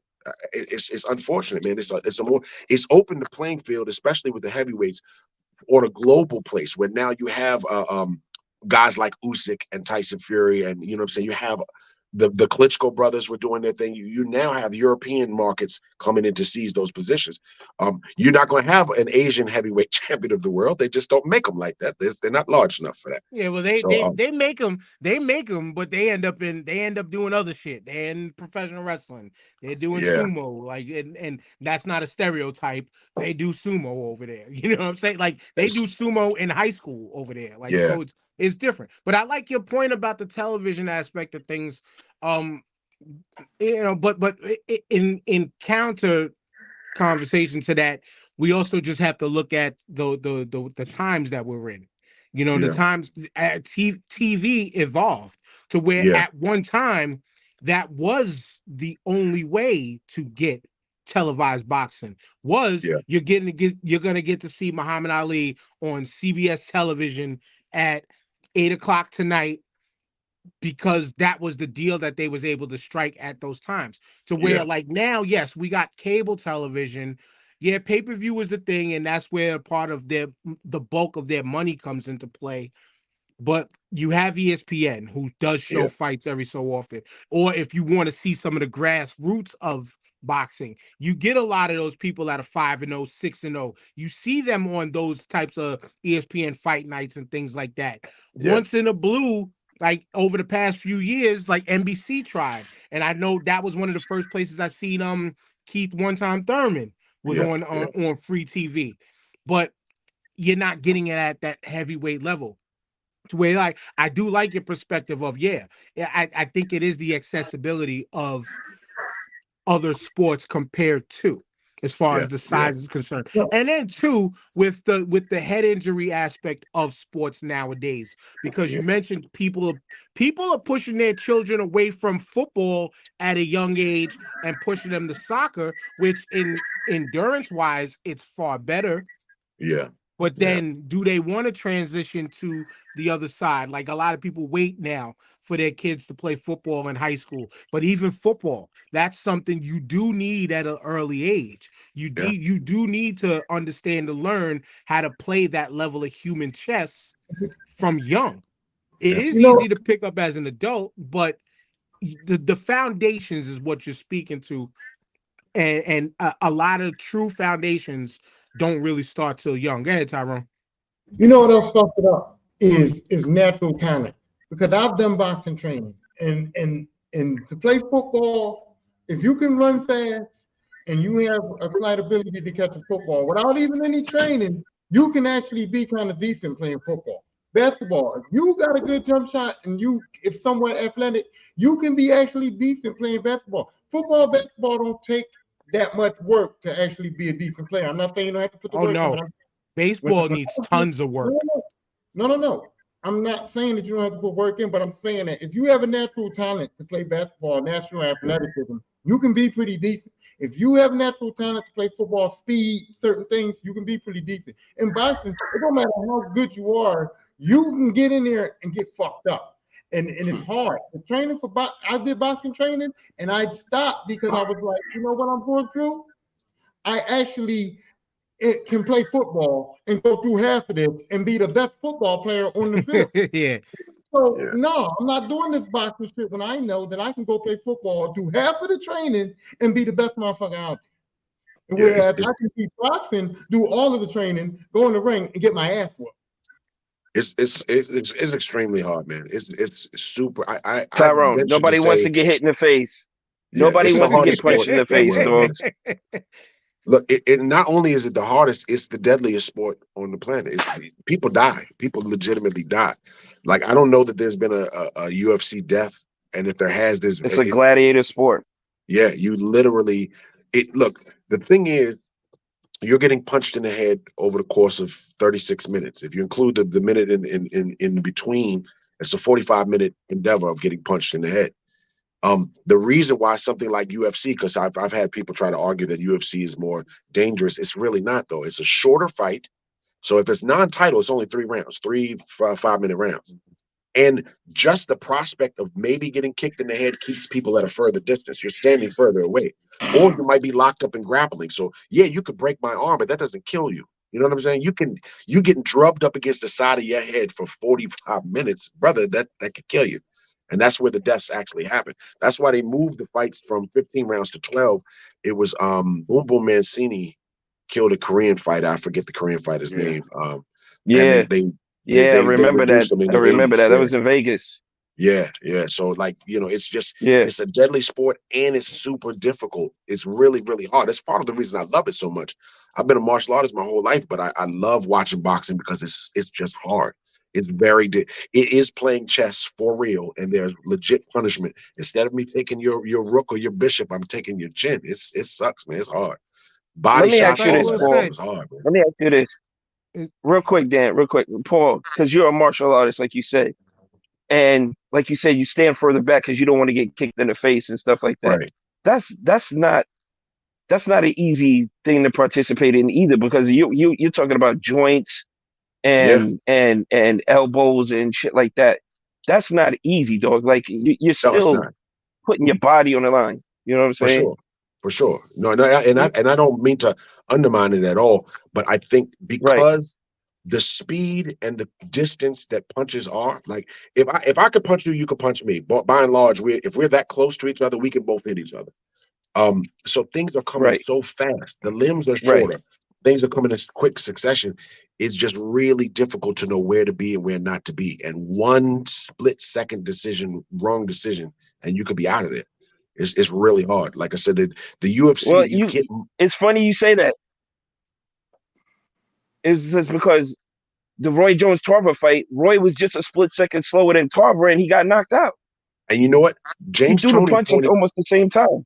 James Toney pointed this shit out, and it's so funny to me. But you know, they both had their eyes closed when that punch landed. Both of them. I didn't know that. Yeah, I didn't know that. Because sometimes, you know, just reflexively, you blink at the wrong time, you take your hand, you know, you're not in the game for just a moment. It's over. It's over for you. And that fight killed me, by the way. That was I was with two of my best friends in the world. One of them didn't like Roy, and the other one inexplicably was a Roy fan, but celebrated somehow. Yo, you ever get a flash of anger over you? Like just for a moment, you feel like I know what a homicidal person feels like. Yo, I was so angry. They were celebrating. Roy got knocked. They were celebrating. I was like, this is what impulse control separates us from maniacs. You know what I'm saying? Because like for just a moment, I wanted to spaz out on both of them. I was so angry, yo, that how could anybody be celebrating this? How could anybody be happy about this? Yo, I was so mad, man.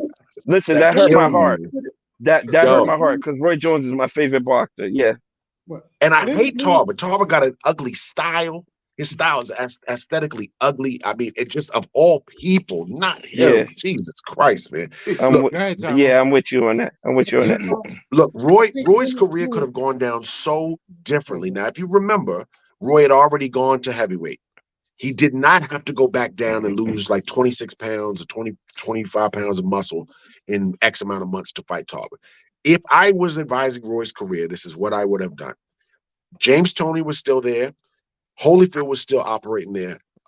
There was a couple of other guys. Chris Bird was there. Guys who did not start at heavyweight. So they were heavyweights, but they were not natural heavyweights.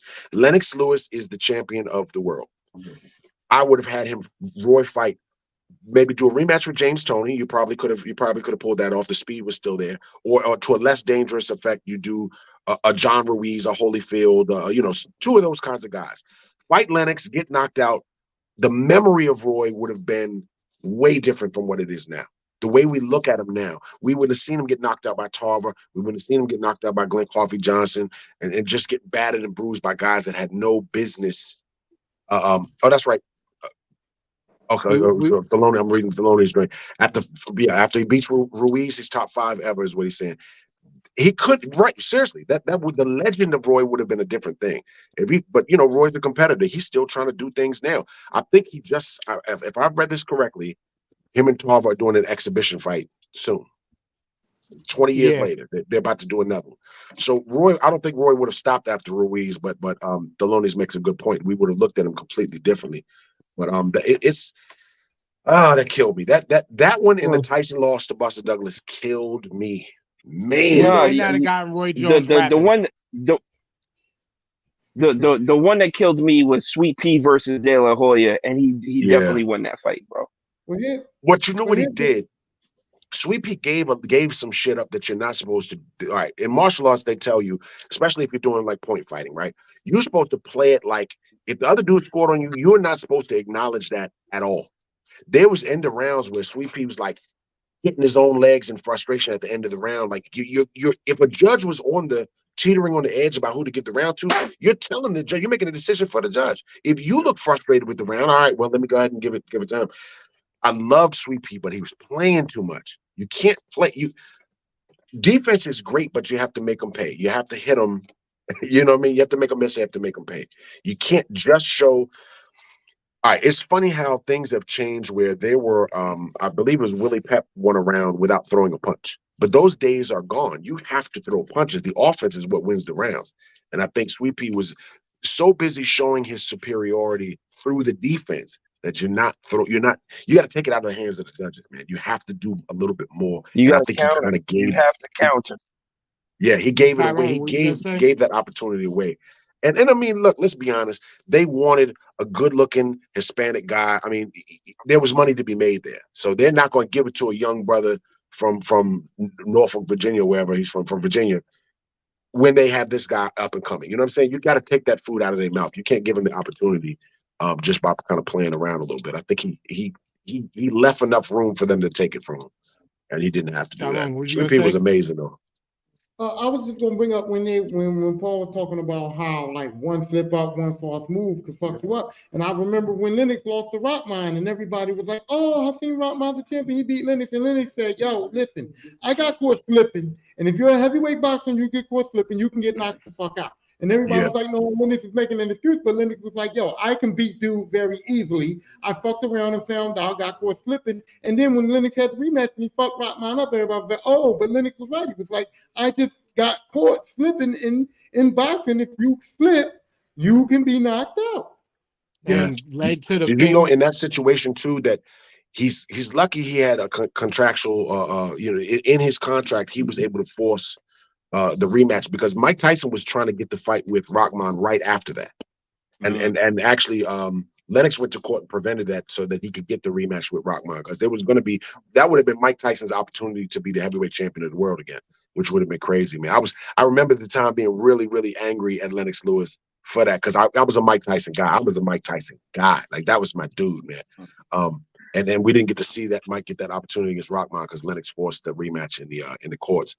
And of course, eventually we got Mike Tyson versus Lennox, which is another sad day. That's a sad day, man. I Let's felt just like I say was taking that beat down. we get the famous bars of "get your shit rocked, man," like Hasim Rockman. But yeah, nah. I say all that to go back to what Paul mentioned on how like it's probably the most dangerous sport in the world, boxing is, and for people to compare it to UFC, saying, "Oh, UFC is more dangerous," I compared that immediately when we was talking like that. I compared it to my job, sanitation, versus NYPD, being a police officer. My job is one of the top 5 most dangerous jobs on the planet. Being a police officer doesn't crack the top 10 on most lists unless you're looking at a right-wing website that wants to, back the blue and all that other nonsense. And comparing the two, it's like UFC, yeah, you have all these ways to dismantle a person, just like a police officer does. And they ultimately have a gun. But with sanitation, that one false move of a bag shooting out of the hopper at you, the liquid in the hopper, the juice is what we call hopper juice, spraying you, and you don't know what the fuck is in it. Nasty. Like boxing Nasty. could be the one thing that takes you out. It's disgusting. I've been sprayed many a times, but because my job, we fight chemical warfare that we don't see each and every day. Just from when, say, we're dumping the truck and bags are popping and exploding, we don't know what's in them. The one thing that could take you out easily, like a boxing, like punches and shit like that. You know what I'm saying? It compared to a police officer, many of their situations are preventable.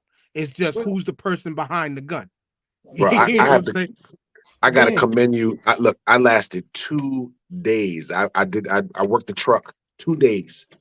Here- The second day, a rat jumped out of the damn thing almost right over my shoulder. A bag popped open, and look, all of these maggots spilled all over my arm. And then the Oh. killer was Oh dude- no! the dude riding the truck was like, he got out to help me put this couch in the back, right? He was like, "Yo, a lot of drivers won't get out, man. You'd have to do that by yourself." And it was only me on the truck. I said, how the fuck am I putting a whole gut? And yo, you got to move at a speed that's ridiculous. Like I'm telling you, the first day I did it, I was with a lot of Latin dudes, and I'm telling you, these dudes was coked up, bro. They was coked up, moving at a rate that's not right. Like it's not possible that you're moving like this. That's the private world, though. That's the Bro. private world. But Yo, I'm just saying, I commend anybody that could do that. Yo, this by day 2, nigga, when I got off, I smelled like I can't even explain what I smelled like. Oh, I know. And it's I know. and it's day 2. I Yo, know. the calluses on my hand had ripped open, yo, and I had gloves on and all that. I said, yo, you know what, bruh? Because Thank for the Paul, kid. that's because you did the private world. If you were Bro, in my job where it's working for the city, it's a career. You wouldn't be able to run after day 2 because there's so many now it's different because there's so many other avenues you could take within my job to yeah. do. But I get it. But I get what you're saying because I've been there with Oh these. my God. I was cleaning the truck. I was doing the maintenance on the truck one night. I had one maggot on my arm. I fucking can't stand. I'll deal with rats. I don't. I've built a fucking tolerance to bruh, spiders because of my job. I had one maggot on bruh. my arm, and I was fucking disgusted Nah, feeling that spot all fucking day, all day. The next Moving day, I'm rights, that's what feeling I call it, boy. the one. Yo, maggots, fuck maggots. nah, Oh, it was hundreds of them. nah, Hundreds of nah. them. That shit The can't touch bag, my skin. the That shit can't bag touch busted my open, skin, bro. dog, I'm and it I'm was done. they spilled all over my arm and my chest. It was hundreds of them, yo. I Mm-mm, was like, mm-mm. bro, I'm leaving. look, I'm I was going like, home, taking a times is shower. hard, but I Nah. ain't got to struggle like this. Like, you know what I'm saying? I can do something else. Like What are you this saying, can't. Tyrone? Your man said he'd rather Well, sell Ginzu knives than do that shit again. Straight up, yo. Anything. That for me, look, I was What are you, so filthy. I didn't even want to ride the bus out of consideration for other people. Wow. I called my man to come get me. Yo, I didn't want to get on the bus. Yo, I was like, I was not gonna do that to a whole bus full of people. No, I know how I smell right now. I know how I smell. I can't even. I Oh commend them my god. dudes. That's a Hundreds of maggots, dog. Hundreds of hundreds. maggots, bro. It just I would have busted lost open. my I would So have look, lost my shit. Yeah. I would have lost my shit, bro. look, the maggots made me ignore all the juice that came out with it. You know what I'm saying? Like I wouldn't even think about that. yeah.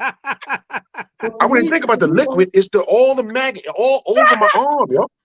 What No, are you that saying, was it. That Tyrone? was it.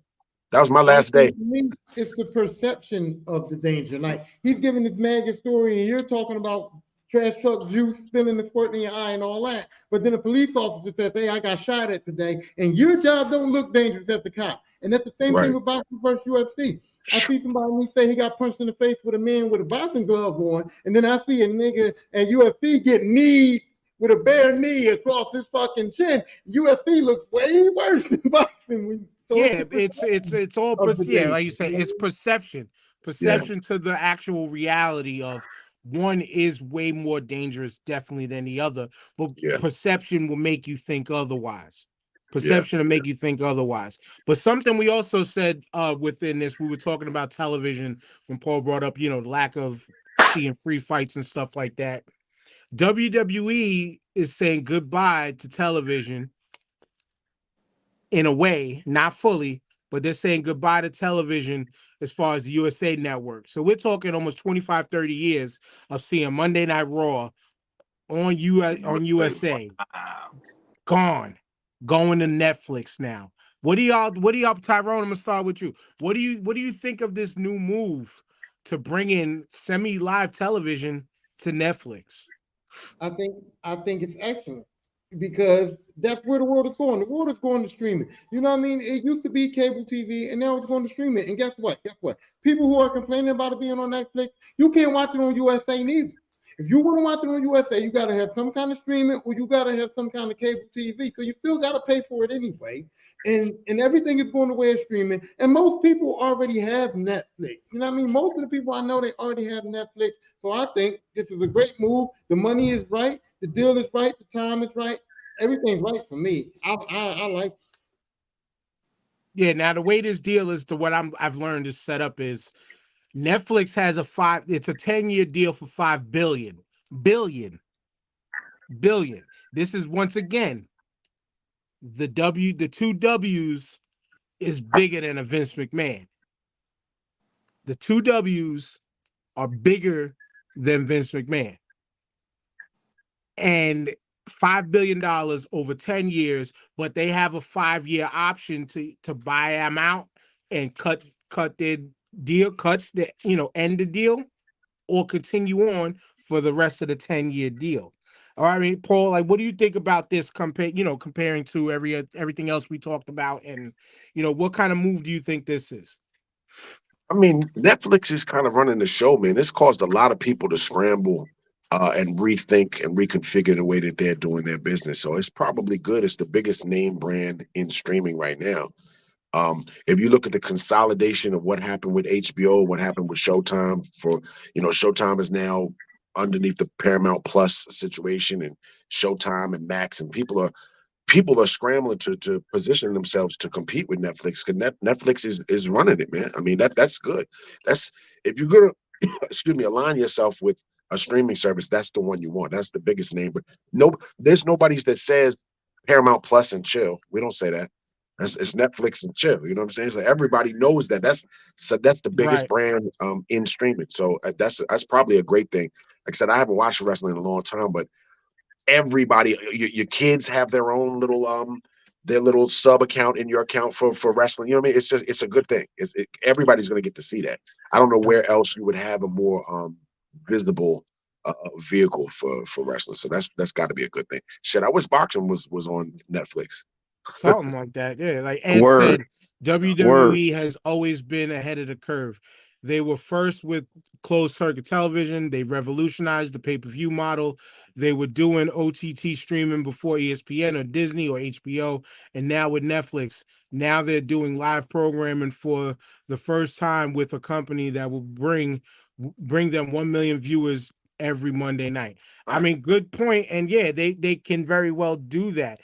It's just to me and TJ. Oh, I'm gonna go to y'all. I'm not sure how familiar you are with them, but the WWE already had their deal where the WWE network is on Peacock, and it's been on Peacock. They made a 2.5 or $2 billion deal a few years back to have the whole network on Peacock.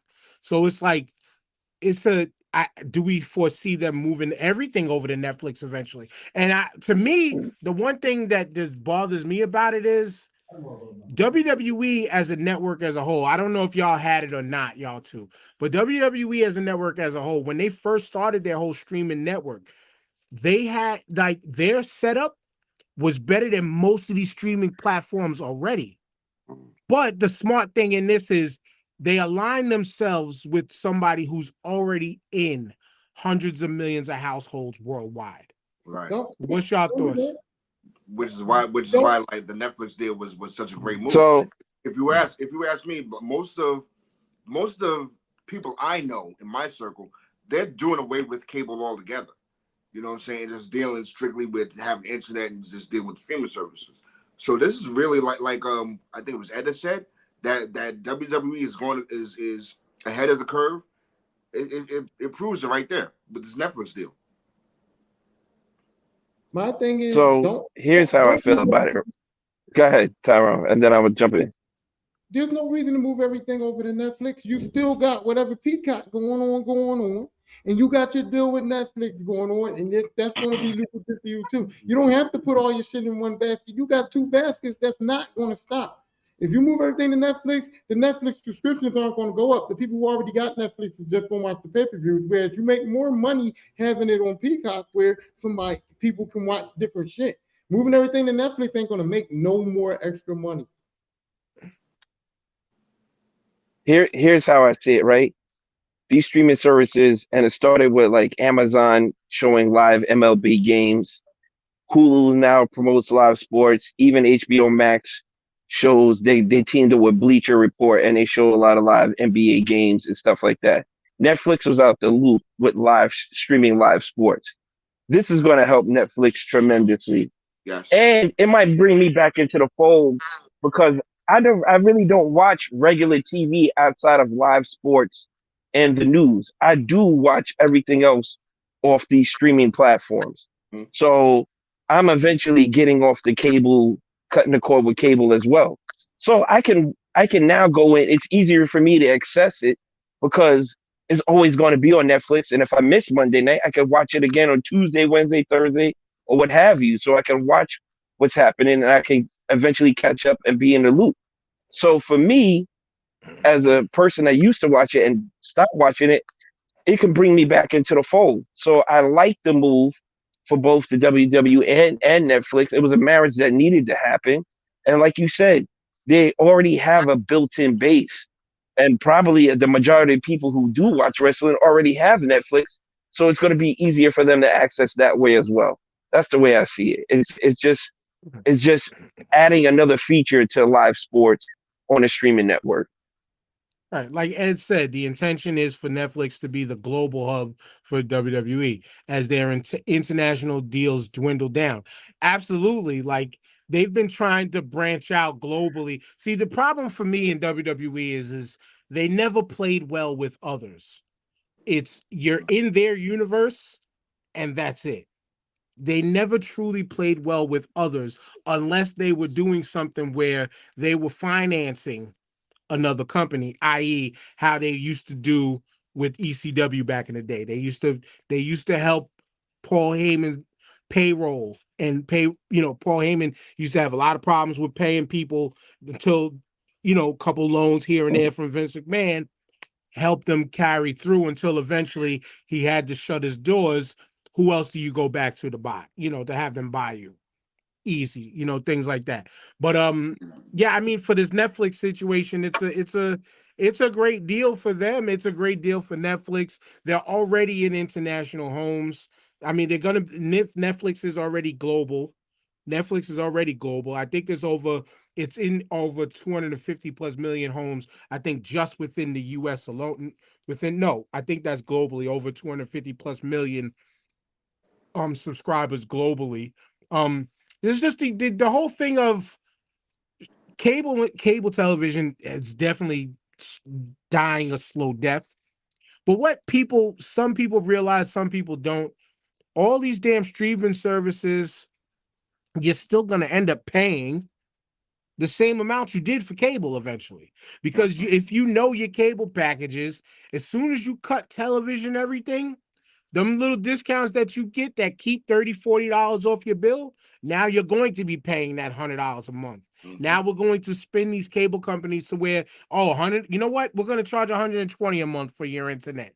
Oh, you want the best internet? Now pay $160 a month. And then you're paying, so now you say if you're paying $100 a month, which some people are already doing just for internet, you're paying $100 a month, you're paying $10. Actually, no, Netflix is going to go up again.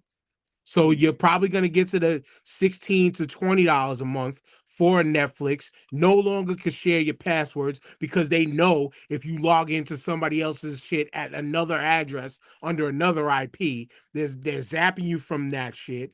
And freaking, you're paying for Peacock $10 a month. Amazon, if you're like me, you pay the Amazon Prime for the year, 170 something for the year, whatever the case may be. You want Max, you're paying another 10 to 15. Like, you're paying for so many streaming services. Yes, the accessibility to everything is easier, but we're still gonna go back to paying what you paid for having cable television. Yeah, but it's way better.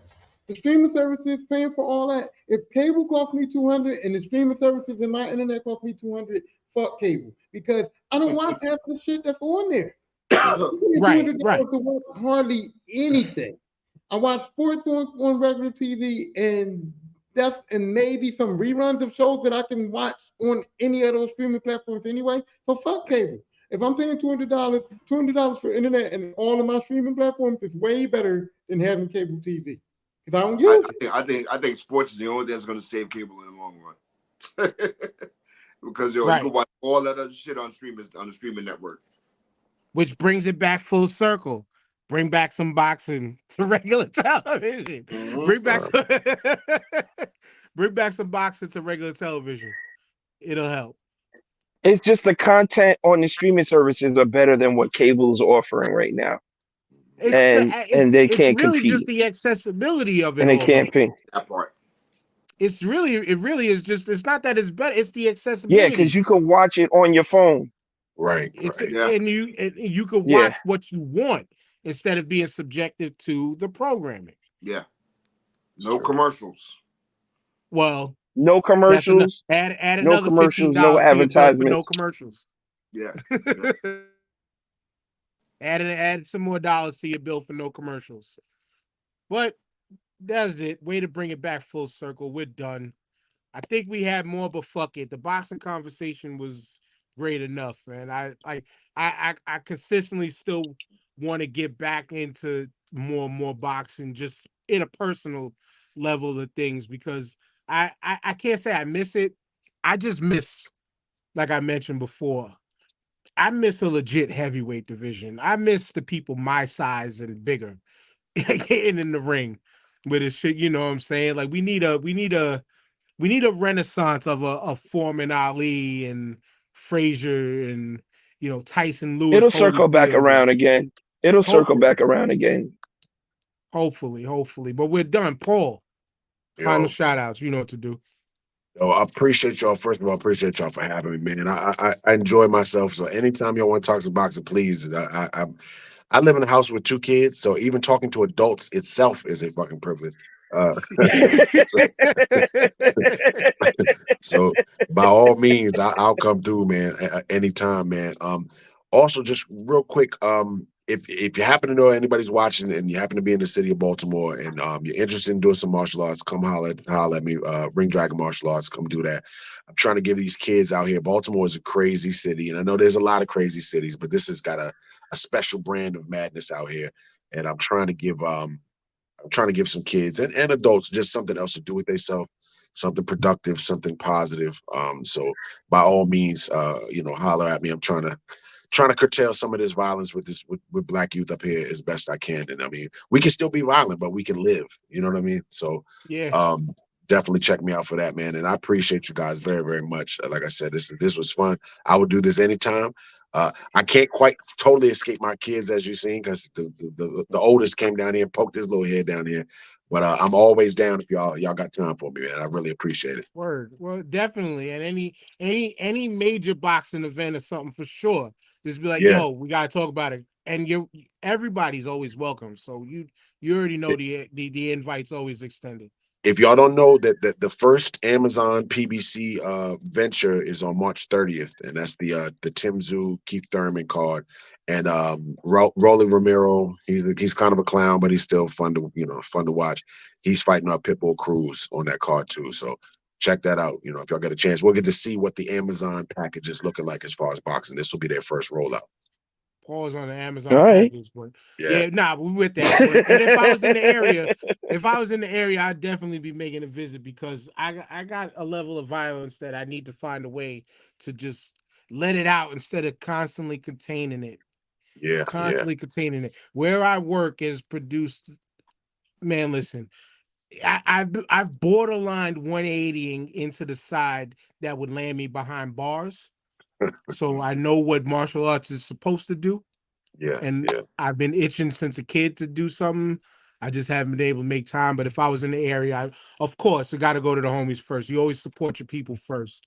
Ring Dragon LLC, formerly Ring Dragon TV. Hopefully, the brother can make a legit comeback with a show where, I guess, with better-minded people. Yeah. Yeah. No echo chambers around here, but better-minded people. Yeah. You know what I'm saying? I definitely want to, man. I'm planning to try to do that this year. It was a matter of trying to get with some folks, because it's more fun doing it with somebody.